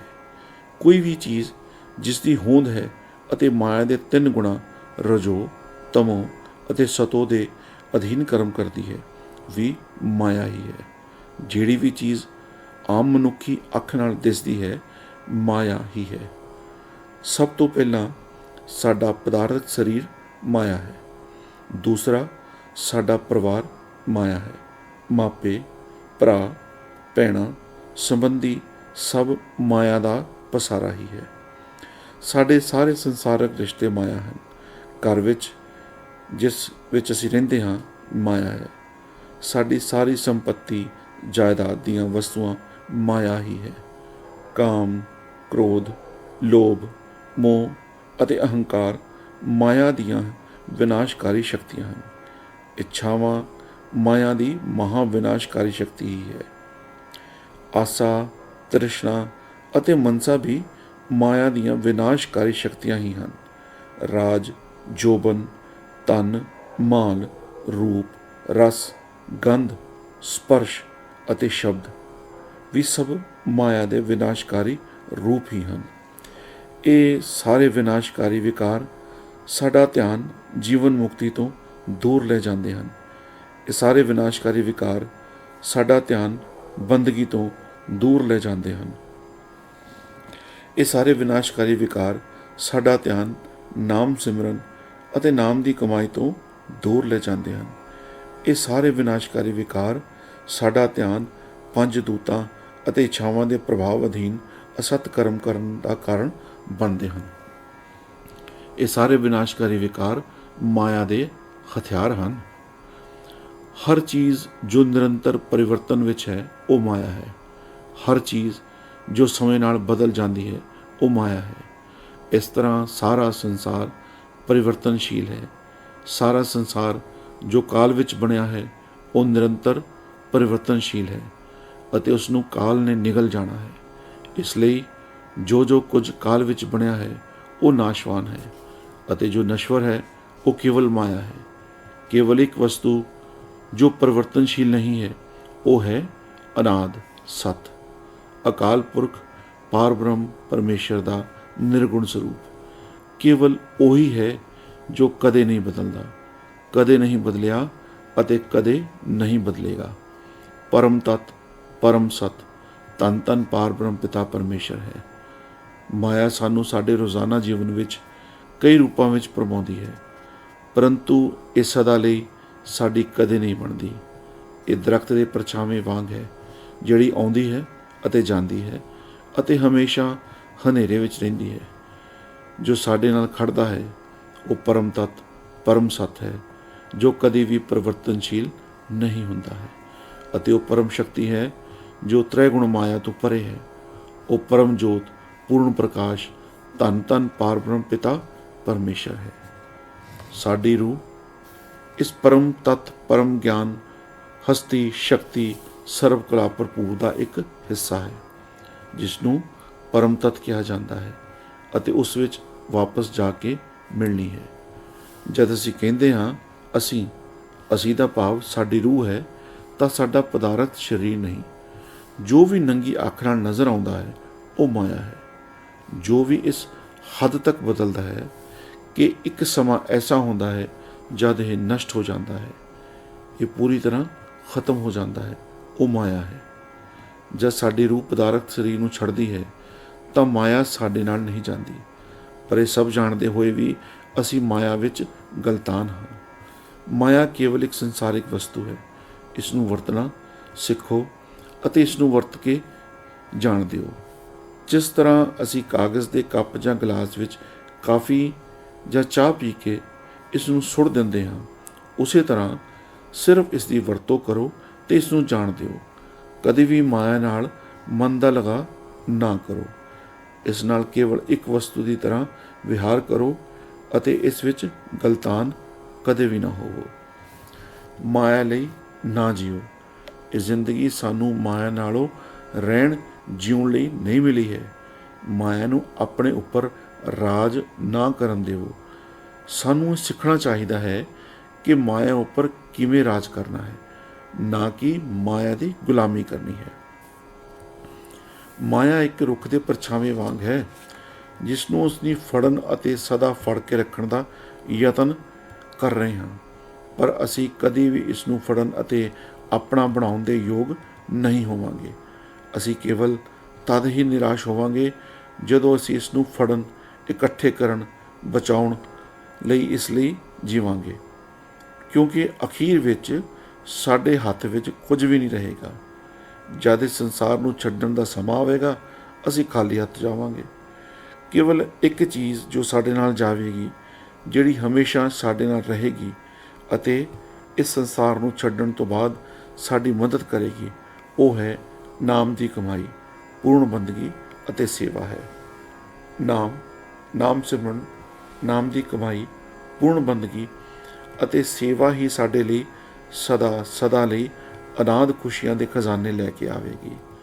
ਅਸੀਂ ਸਮਝਦੇ ਹਾਂ ਕਿ ਮਾਇਆ ਸਾਨੂੰ ਸੁਖੀ ਬਣਾਏਗੀ, ਇਸੇ ਲਈ ਹੀ ਮਾਇਆ ਨੂੰ ਭਰਮ ਕਿਹਾ ਜਾਂਦਾ ਹੈ। ਇਹ ਸਾਡੇ ਲਈ ਖੁਸ਼ੀਆਂ ਨਹੀਂ ਲਿਆਉਂਦੀ ਜੋ ਅਸੀਂ ਸੋਚਦੇ ਹਾਂ ਕਿ ਇਹ ਲੈ ਕੇ ਆਵੇਗੀ। ਹੋ ਸਕਦਾ ਹੈ ਮਾਇਆ ਆਪ ਨੂੰ ਕੁਝ ਸਮੇਂ ਲਈ ਅਸਥਿਰ ਪ੍ਰਸੰਨਤਾ ਪ੍ਰਦਾਨ ਕਰੇ, ਪਰ ਅੰਤ ਵਿੱਚ ਨਤੀਜਾ ਹਮੇਸ਼ਾ ਨਿਰਾਸ਼ਾਜਨਕ ਹੁੰਦਾ ਹੈ। ਨਾਮ ਸਿਮਰਨ, ਨਾਮ ਦੀ ਕਮਾਈ, ਪੂਰਨ ਬੰਦਗੀ, ਸੇਵਾ, ਪਰਉਪਕਾਰ ਅਤੇ ਮਹਾਪਰਉਪਕਾਰ ਦਾ ਗੁਰਪ੍ਰਸਾਦ ਕੇਵਲ ਸਰਵ ਸ਼ਕਤੀਮਾਨ ਪਾਰ ਬ੍ਰਹਮ ਪਿਤਾ ਪਰਮੇਸ਼ਰ ਦੀ ਦਇਆ ਕਿਰਪਾ ਨਾਲ ਹੀ ਪ੍ਰਾਪਤ ਕੀਤਾ ਜਾਂਦਾ ਹੈ। ਸਾਨੂੰ ਇਸ ਗੁਰਪ੍ਰਸਾਦ ਦੀ ਪ੍ਰਾਪਤੀ ਲਈ ਨਿਰੰਤਰ ਅਰਦਾਸ ਕਰਨ ਲਈ ਧਿਆਨ ਕੇਂਦਰਿਤ ਕਰਨ ਦੀ ਜ਼ਰੂਰਤ ਹੈ। ਅਸਲੀ ਬੰਦਗੀ ਉਦੋਂ ਸ਼ੁਰੂ ਹੁੰਦੀ ਹੈ ਜਦੋਂ ਵਿਅਕਤੀ ਸਮਾਧੀ ਵਿੱਚ ਜਾਂਦਾ ਹੈ, ਅਤੇ ਇਹ ਕੇਵਲ ਕਰਮਖੰਡ ਵਿੱਚ ਕੇਵਲ ਗੁਰਪ੍ਰਸਾਦ ਨਾਲ ਵਾਪਰਦਾ ਹੈ। ਕੇਵਲ ਗੁਰ ਅਤੇ ਗੁਰੂ ਸਾਨੂੰ ਗੁਰਪ੍ਰਸਾਦ ਦੇ ਸਕਦਾ ਹੈ। ਪਰਮਾਤਮਾ ਸਾਡੇ ਉੱਪਰ ਬੇਅੰਤ ਦਿਆਲ ਹੈ। ਜੇਕਰ ਅਸੀਂ ਪੂਰਨ ਵਿਸ਼ਵਾਸ ਭਰੋਸੇ ਨਾਲ ਗੁਰਪ੍ਰਸਾਦ ਲਈ ਅਰਦਾਸ ਕਰੀਏ ਤਾਂ ਉਹ ਸਾਨੂੰ ਦੇ ਦਿੰਦਾ ਹੈ, ਅਤੇ ਅਸੀਂ ਆਪਣੇ ਆਪ ਨੂੰ ਮਾਇਆ ਦੀ ਅਗਨ, ਮਾਇਆ ਦੀ ਦਲਦਲ ਵਿੱਚੋਂ ਬਾਹਰ ਕੱਢ ਸਕਦੇ ਹਾਂ ਅਤੇ ਅਕਾਲ ਪੁਰਖ ਦੇ ਚਰਨਾਂ ਵਿੱਚ ਜਗ੍ਹਾ ਪ੍ਰਾਪਤ ਕਰ ਸਕਦੇ ਹਾਂ। ਮਿਥਿਆ ਧਨ ਧਨ ਕੁਟੁੰਬ ਸਮਾਇਆ, ਮਿਥਿਆ ਹਉਮੈ ਮਮਤਾ ਮਾਇਆ। ਮਿਥਿਆ ਰਾਜ ਜੋਬਨ ਧਨ ਮਾਲ, ਮਿਥਿਆ ਕਾਮ ਕ੍ਰੋਧ ਵਿਕਰਾਲ। ਮਿਥਿਆ ਰਤ ਹਸਤੀ ਅਸ ਬਸਤਰਾ, ਮਿਥਿਆ ਰੰਗ ਸੰਗ ਮਾਇਆ ਪੇਖ ਹਸਤਾ। ਮਿਥਿਆ ਧਰੋ मोह अभिमान, मिथ्या आपस ऊपर करत गुमान। अस्थिर भक्त साधक की शरण, नानक जप जप जीवै हर के चरण। गुरु पातशाह जी इस पूर्ण ब्रह्म ਗਿਆਨ ਤੇ ਜ਼ੋਰ ਦੇਣਾ ਜਾਰੀ ਰੱਖਦੇ ਹਨ। ਮਾਇਆ ਦੇ ਝੂਠੇ ਹੋਣ ਬਾਰੇ ਪੂਰਨ ਬ੍ਰਹਮ ਗਿਆਨ ਦੇਣਾ ਜਾਰੀ ਰੱਖਦੇ ਹਨ। ਧੰਨ ਧੰਨ ਸਤਿਗੁਰੂ ਪਾਤਸ਼ਾਹ ਜੀ ਨੇ ਮਾਇਆ ਦੇ ਸਾਰੇ ਗੁੱਝੇ ਭੇਦ, ਮਾਇਆ ਦੀ ਸਾਰੀ ਪੋਲ ਖੋਲ੍ਹ ਕੇ ਦੱਸ ਦਿੱਤੀ ਹੈ। ਉਹ ਸਾਨੂੰ ਬੇਅੰਤ ਦਿਆਲਤਾ ਨਾਲ ਦੱਸ ਰਹੇ ਹਨ ਕਿ ਸਾਡਾ ਇਹ ਸਰੀਰ ਮਿਥਿਆ ਹੈ, ਇਸ ਤੋਂ ਭਾਵ ਝੂਠਾ ਹੈ, ਇਹ ਨਸ਼ਵਰ ਹੈ, ਇਹ ਨਸ਼ਟ ਹੋ ਜਾਵੇਗਾ, ਇਹ ਮਰ ਜਾਵੇਗਾ, ਇਹ ਬਦਲਣ ਲਈ ਬਣਿਆ ਹੈ ਅਤੇ ਇਹ ਸਮੇਂ ਨਾਲ ਬਦਲ ਜਾਂਦਾ ਹੈ ਅਤੇ ਬਦਲਦੇ ਬਦਲਦੇ ਅੰਤ ਨੂੰ ਪ੍ਰਾਪਤ ਹੁੰਦਾ ਹੈ। ਦੇਖੋ ਕਿਵੇਂ ਸਾਡਾ ਆਪਣਾ ਸਰੀਰ ਬਦਲ ਗਿਆ ਹੈ। ਜਦੋਂ ਅਸੀਂ ਜਨਮੇ ਸੀ ਅਤੇ ਕੇਵਲ ਦੁੱਧ ਪੀਂਦੇ ਸੀ, ਅਸੀਂ ਕਿਸ ਤਰ੍ਹਾਂ ਦੇ ਦਿਸਦੇ ਸੀ। ਤਦ ਅਸੀਂ ਬੈਠਣਾ, ਤੁਰਨਾ ਅਤੇ ਗੱਲਾਂ ਕਰਨਾ ਅਤੇ ਫਿਰ ਭੱਜਣਾ, ਖਾਣਾ ਸ਼ੁਰੂ ਕਰ ਦਿੱਤਾ। ਅਸੀਂ ਵੱਡੇ ਬੱਚੇ ਦੇ ਤੌਰ ਤੇ ਵਿਕਸਿਤ ਹੋਏ, ਫਿਰ ਸਿਹਤਮੰਦ ਜਵਾਨ ਬਣ ਗਏ। ਤਦ ਵਿਆਹ ਹੋ ਗਿਆ, ਬੱਚੇ ਹੋ ਗਏ ਅਤੇ ਅਧਗੜ ਹੋ ਗਏ। ਪਰ ਤਦ ਸਰੀਰਕ ਮੁਸ਼ਕਲਾਂ ਘੱਟ ਸੀ, ਪਰੰਤੂ ਬੁਢਾਪੇ ਵਿੱਚ ਉਹੀ ਸਰੀਰ ਦੀ ਬੁਰੀ ਹਾਲਤ ਹੋ ਗਈ। ਅਸੀਂ ਬੁੱਢੇ ਹੋ ਕੇ, ਕਮਜ਼ੋਰ ਅਤੇ ਬਿਮਾਰ ਹੋ ਕੇ ਅਖੀਰ ਵਿੱਚ ਸੰਸਾਰ ਛੱਡ ਜਾਂਦੇ ਹਾਂ। ਅਸੀਂ ਸਾਰੇ ਇਸ ਬਾਰੇ ਚੰਗੀ ਤਰ੍ਹਾਂ ਜਾਣੂ ਹਾਂ ਕਿ ਜੋ ਸਰੀਰਕ ਤਬਦੀਲੀਆਂ ਸਾਡੀ ਦੇਹ ਵਿੱਚ ਹੁੰਦੀਆਂ ਹਨ, ਅਸੀਂ ਇਸ ਬਾਰੇ ਵੀ ਚੇਤਨ ਹਾਂ ਕਿ ਸਾਡਾ ਸਰੀਰ ਸਦਾ ਨਹੀਂ ਰਹੇਗਾ, ਤਾਂ ਹੀ ਇਸ ਨੂੰ ਮਾਇਆ ਕਿਹਾ ਗਿਆ ਹੈ। ਇਸੇ ਤਰ੍ਹਾਂ ਧਨ ਭਾਵ ਦੌਲਤ, ਪੈਸਾ, ਸੋਨਾ, ਗਹਿਣੇ, ਹੀਰੇ ਅਤੇ ਹੋਰ ਸਭ ਜਾਇਦਾਦਾਂ ਸਭ ਝੂਠ ਹਨ। ਕੁਝ ਵਕਤ ਲਈ ਅਸੀਂ ਇਹਨਾਂ ਨੂੰ ਹਾਸਲ ਕਰਦੇ ਹਾਂ, ਪਰ ਫਿਰ ਇਹ ਸਾਨੂੰ ਸਭ ਪਦਾਰਥ ਛੱਡ ਦਿੰਦੇ ਹਨ। ਸਾਡੀ ਦੌਲਤ ਹਮੇਸ਼ਾ ਉਸੇ ਤਰ੍ਹਾਂ ਨਹੀਂ ਰਹਿੰਦੀ, ਇਹ ਬਦਲਣ ਲਈ ਬਣੀ ਹੈ, ਵੱਧਦੀ ਹੈ, ਘਟਦੀ ਹੈ ਅਤੇ ਖਤਮ ਹੋ ਜਾਂਦੀ ਹੈ। ਇਸੇ ਤਰ੍ਹਾਂ ਸਾਰੇ ਪਰਿਵਾਰ ਅਤੇ ਪਰਿਵਾਰਕ ਰਿਸ਼ਤੇ ਵੀ ਝੂਠੇ ਹਨ, ਇਹ ਮਾਇਆ ਦਾ ਇੱਕ ਹਿੱਸਾ ਹਨ। ਕੋਈ ਵੀ ਚੀਜ਼ ਜੋ ਬਦਲ ਜਾਂਦੀ ਹੈ ਜਾਂ ਨਸ਼ਟ ਹੋ ਜਾਂਦੀ ਹੈ ਅਤੇ ਸਾਡੇ ਨਾਲ ਨਹੀਂ ਜਾਂਦੀ, ਭਾਵ ਸਾਡੀ ਮੌਤ ਸਮੇਂ ਰੂਹ ਦੇ ਨਾਲ ਨਹੀਂ ਜਾਂਦੀ, ਝੂਠੀ ਹੈ। ਕੇਵਲ ਸਤ ਅਕਾਲ ਪੁਰਖ ਇੱਕ ਓਂਕਾਰ ਸਤਨਾਮ ਹੈ। ਇਸੇ ਤਰ੍ਹਾਂ ਮਾਇਆ ਦੇ ਦੂਸਰੇ ਰੂਪ ਜਿਵੇਂ ਕਿ ਹਉਮੈ ਵੀ ਮਿਥਿਆ ਹਨ। ਇਸ ਤੋਂ ਭਾਵ ਹੈ ਕਿ ਇਹ ਸਮਝਣਾ ਅਤੇ ਵਿਸ਼ਵਾਸ ਕਰਨਾ ਕਿ ਪਰਮਾਤਮਾ ਦੀ ਜਗ੍ਹਾ ਅਸੀਂ ਕਰਨ ਵਾਲੇ ਹਾਂ, ਹਉਮੈ ਹੈ ਜੋ ਝੂਠ ਹੈ। ਇਹ ਭੁੱਲ ਜਾਣਾ ਕਿ ਸਤ ਕੇਵਲ ਕਰਤਾ ਪੁਰਖ ਕਰਨ ਵਾਲਾ ਹੀ ਹੈ। ਜੋ ਕੁਝ ਵੀ ਹੁੰਦਾ ਹੈ ਸਭ ਪਰਮ ਸਤ ਤੱਤ ਦੀ ਸ਼ਕਤੀ ਨਾਲ ਹੀ ਹੁੰਦਾ ਹੈ। ਸਾਡੇ ਆਪਣੇ ਪਰਿਵਾਰ, ਪੁੱਤਰਾਂ, ਧੀਆਂ ਅਤੇ ਸੰਬੰਧੀਆਂ ਨਾਲ ਸਵਾਰਥੀ ਪਿਆਰ ਵੀ ਝੂਠਾ ਹੈ, ਕਿਉਂਕਿ ਤਦ ਅਸੀਂ ਕੇਵਲ ਉਹਨਾਂ ਲਈ ਕਰਮ ਕਰਦੇ ਹਾਂ। ਅਸੀਂ ਦੂਸਰਿਆਂ, ਆਪਣੇ ਅਤੇ ਪਰਿਵਾਰ ਤੋਂ ਇਲਾਵਾ ਅਤੇ ਪਰਮਾਤਮਾ ਦੀ ਕੋਈ ਚਿੰਤਾ ਵਿਚਾਰ ਨਹੀਂ ਕਰਦੇ। ਇਸ ਨੂੰ ਲਗਾਓ ਵੀ ਕਿਹਾ ਜਾਂਦਾ ਹੈ। ਪਰਿਵਾਰ ਦਾ ਮੋਹ ਪਿਆਰ ਜਾਂ ਲਗਾਓ ਪਰਿਵਾਰ ਦੇ ਨਾਲ ਮੋਹ ਹੈ। ਇਹ ਮੋਹ ਪਿਆਰ ਵਿੱਚ ਬਦਲ ਜਾਂਦਾ ਹੈ ਜਦੋਂ ਦੂਸਰਿਆਂ ਲਈ ਉਪਜਦਾ ਹੈ। ਹਰ ਇੱਕ ਕੇਵਲ ਆਪਣੀ ਅਤੇ ਪਰਿਵਾਰ ਦੀ ਚਿੰਤਾ ਕਰਦਾ ਹੈ, ਪਰ ਉਹ ਧੰਨ ਧੰਨ ਹਨ ਜੋ ਦੂਸਰਿਆਂ ਦੀ ਮੁਕਤੀ ਪ੍ਰਾਪਤ ਕਰਨ ਵਿੱਚ ਮਦਦ ਕਰਨ ਦਾ ਮਹਾਂਪਰ ਉਪਕਾਰ ਕਰਦੇ ਹਨ। ਸਾਰੇ ਹੀ ਸੰਸਾਰਕ ਅਹੁਦੇ ਜੋ ਅਸੀਂ ਸਿੱਖਿਆ ਅਤੇ ਹੋਰ ਤਰ੍ਹਾਂ ਪ੍ਰਾਪਤ ਕਰਦੇ ਹਾਂ ਸਭ ਝੂਠ ਹਨ, ਕਿਉਂਕਿ ਉਹ ਵੀ ਸਾਡੇ ਸਰੀਰ ਵਿੱਚ ਸਮੇਂ ਅਤੇ ਉਮਰ ਨਾਲ ਤਬਦੀਲ ਹੋਣ ਨਾਲ ਨਸ਼ਟ ਹੋ ਜਾਂਦੇ ਹਨ। ਜੋਬਨ ਵੀ ਝੂਠਾ ਹੈ। ਸਾਡੇ ਜੀਵਨ ਦਾ ਜਵਾਨੀ ਵਾਲਾ ਸਮਾਂ ਸਦਾ ਲਈ ਨਹੀਂ ਰਹਿੰਦਾ ਹੈ। ਜਵਾਨੀ ਸਮੇਂ ਅਸੀਂ ਆਪਣੀ ਸ਼ਕਤੀ ਅਤੇ ਜ਼ੋਰ ਨਾਲ ਕਈ ਕੰਮ ਕਰ ਲੈਂਦੇ ਹਾਂ। ਅਸੀਂ ਸਰੀਰਕ ਤੌਰ 'ਤੇ ਸਖਤ ਕੰਮ ਕਰ ਲੈਂਦੇ ਹਾਂ, ਪਰ ਜਵਾਨੀ ਦੀ ਉਮਰ ਹਮੇਸ਼ਾ ਨਹੀਂ ਰਹਿੰਦੀ। ਇੱਕ ਗੱਲ ਜੋ ਅਸੀਂ ਸੰਗਤ ਜੀ ਦੇ ਧਿਆਨ ਵਿੱਚ ਲਿਆਉਣਾ ਚਾਹੁੰਦੇ ਹਾਂ ਕਿ ਜਵਾਨੀ ਦਾ ਸਮਾਂ ਸਾਡੇ ਜੀਵਨ ਦਾ ਸਭ ਤੋਂ ਵਧੀਆ ਸਮਾਂ ਹੈ, ਜੋ ਸਾਨੂੰ ਨਾਮ ਸਿਮਰਨ, ਨਾਮ ਦੀ ਕਮਾਈ, ਬੰਦਗੀ ਅਤੇ ਸੇਵਾ ਦੇ ਸਮਰਪਿਤ ਕਰ ਦੇਣਾ ਚਾਹੀਦਾ ਹੈ। ਬਹੁਤ ਸਾਰੇ ਲੋਕ ਮਨੁੱਖਾ ਜੀਵਨ ਦੇ ਅਸਲ ਅਨਾਦ ਟੀਚੇ ਜੀਵਨ ਮੁਕਤੀ ਦੀ ਪ੍ਰਾਪਤੀ ਲਈ ਆਪਣੇ ਆਪ ਨੂੰ ਸਮਰਪਿਤ ਕਰਨ ਲਈ ਬੁਢਾਪੇ ਦੇ ਸਮੇਂ ਦੀ ਉਡੀਕ ਕਰਦੇ ਹਨ। ਇਹ ਠੀਕ ਨਹੀਂ ਹੈ। ਬੁਢਾਪੇ ਦੇ ਸਮੇਂ ਇਹ ਕਰਨਾ ਬਹੁਤ ਕਠਿਨ ਹੈ। ਜਦੋਂ ਬੁਢਾਪਾ ਆਉਂਦਾ ਹੈ, ਪੰਜ ਦੂਤ ਸਾਡੇ ਉੱਪਰ ਪੂਰੀ ਤਰ੍ਹਾਂ ਪੂਰਨ ਸ਼ਕਤੀ ਨਾਲ ਪਕੜ ਬਣਾ ਚੁੱਕੇ ਹੁੰਦੇ ਹਨ। ਬੁਢਾਪੇ ਦਾ ਸਮਾਂ ਬਿਮਾਰੀਆਂ ਅਤੇ ਸਰੀਰਕ ਮੁਸ਼ਕਿਲਾਂ ਨਾਲ ਭਰਿਆ ਹੁੰਦਾ ਹੈ ਅਤੇ ਧਿਆਨ ਲਗਾਉਣਾ ਔਖਾ ਹੁੰਦਾ ਹੈ। ਸਭ ਤੋਂ ਵਧੀਆ ਗੱਲ ਇਹ ਹੈ ਕਿ ਅਸੀਂ ਆਪਣੇ ਆਪ ਨੂੰ ਬਚਪਨ ਦੇ ਸਮੇਂ ਹੀ ਸਮਰਪਿਤ ਕਰ ਦਈਏ। ਬੱਚੇ ਮਾਸੂਮ ਹੁੰਦੇ ਹਨ ਅਤੇ ਪੰਜ ਦੂਤਾਂ ਦੇ ਪ੍ਰਭਾਵ ਹੇਠ ਪੂਰੀ ਤਰ੍ਹਾਂ ਨਹੀਂ ਆਏ ਹੁੰਦੇ। ਜਦੋਂ ਅਸੀਂ ਵੱਡੇ ਹੁੰਦੇ ਜਾਂਦੇ ਹਾਂ, ਪੰਜ ਦੂਤ ਸਾਡੇ ਉੱਪਰ ਪਕੜ ਮਜ਼ਬੂਤ ਕਰੀ ਜਾਂਦੇ ਹਨ। ਮਾਇਆ 'ਤੇ ਜਿੱਤ ਪਾਉਣਾ ਹੋਰ ਵੀ ਔਖਾ ਹੋ ਜਾਂਦਾ ਹੈ। ਬੱਚੇ ਆਸਾਨੀ ਨਾਲ ਸਮਾਧੀ ਵਿੱਚ ਚਲੇ ਜਾਂਦੇ ਹਨ, ਜਦ ਕਿ ਬੁੱਢੇ ਲੋਕ ਕਦੀ ਸਮਾਧੀ ਵਿੱਚ ਨਹੀਂ ਜਾਂਦੇ ਜਾਂ ਬਹੁਤ ਹੀ ਮੁਸ਼ਕਿਲ ਨਾਲ ਸਮਾਧੀ ਵਿੱਚ ਜਾਂਦੇ ਹਨ। ਸੋ ਨਾਮ ਜਪਣ ਦੀ ਸਭ ਤੋਂ ਵਧੀਆ ਉਮਰ ਹੈ ਬਚਪਨ, ਅਤੇ ਪਹਿਲੀ ਉਮਰ ਹੈ ਅਤੇ ਬੁਢਾਪਾ ਨਹੀਂ ਹੈ। ਕਾਮ ਦਾ ਭਾਵ ਹੈ ਵਿਰੋਧੀ ਲਿੰਗ ਪ੍ਰਤੀ ਵਾਸਨਾ ਅਤੇ ਇਹ ਗੰਭੀਰ ਮਾਨਸਿਕ ਰੋਗ ਮੰਨਿਆ ਜਾਂਦਾ ਹੈ। ਇਹ ਪੰਜ ਦੂਤਾਂ ਵਿੱਚੋਂ ਇੱਕ ਹੈ ਜੋ ਸਾਡੀ ਰੋਜ਼ਾਨਾ ਜ਼ਿੰਦਗੀ ਉੱਪਰ ਗਹਿਰਾ ਪ੍ਰਭਾਵ ਪਾਉਂਦਾ ਹੈ, ਜਦ ਕਿ ਸਾਡੇ ਵਿਆਹੁਤਾ ਜੀਵਨ ਦੇ ਵਿੱਚ ਇਸ ਨੂੰ ਮੰਨਣਾ ਵਰਦਾਨ ਮੰਨਿਆ ਜਾਂਦਾ ਹੈ, ਪਰ ਸਾਡੇ ਵਿਆਹੁਤਾ ਜੀਵਨ ਤੋਂ ਬਾਹਰ ਇਸ ਨੂੰ ਕਾਮ ਕਿਹਾ ਜਾਂਦਾ ਹੈ। ਇਸ ਲਈ ਆਪਣੀ ਪਤਨੀ ਜਾਂ ਪਤੀ ਤੋਂ ਇਲਾਵਾ ਕਾਮ ਹੈ ਅਤੇ ਸਾਨੂੰ ਅੰਦਰੋਂ ਤਬਾਹ ਕਰ ਦਿੰਦਾ ਹੈ। ਇਸ ਲਈ ਆਪਣੀ ਪਤਨੀ ਜਾਂ ਪਤੀ ਤੋਂ ਇਲਾਵਾ ਸਭ ਕੋਈ ਮਾਂ, ਭੈਣ, ਧੀ, ਭਰਾ ਅਤੇ ਪਿਤਾ ਦਾ ਦਰਜਾ ਹੈ। ਇਸ ਲਈ ਕਾਮ ਦੀ ਇਸ ਵਿਨਾਸ਼ਕਾਰੀ ਸ਼ਕਤੀ ਤੋਂ ਬਚਣ ਲਈ ਆਪਣੀ ਪਤਨੀ ਜਾਂ ਪਤੀ ਤੋਂ ਇਲਾਵਾ ਸਭ ਕੋਈ ਨੂੰ ਮਾਂ, ਭੈਣ, ਧੀ, ਭਰਾ ਅਤੇ ਪਿਤਾ ਦੇ ਰੂਪ ਵਿੱਚ ਵੇਖੋ। ਗੁਰੂ ਪਾਤਸ਼ਾਹ ਜੀ ਸਾਨੂੰ ਦੱਸ ਰਹੇ ਹਨ ਕਿ ਕਾਮ ਵੀ ਮਿੱਥਿਆ ਹੈ। ਇਹ ਸਾਨੂੰ ਆਨੰਦ ਦਾ ਝੂਠਾ ਅਹਿਸਾਸ ਕਰਾਉਂਦਾ ਹੈ ਅਤੇ ਸਾਡਾ ਚਰਿੱਤਰ ਅਤੇ ਦਿਆਨਤਦਾਰੀ ਨੂੰ ਤਬਾਹ ਕਰ ਦਿੰਦਾ ਹੈ।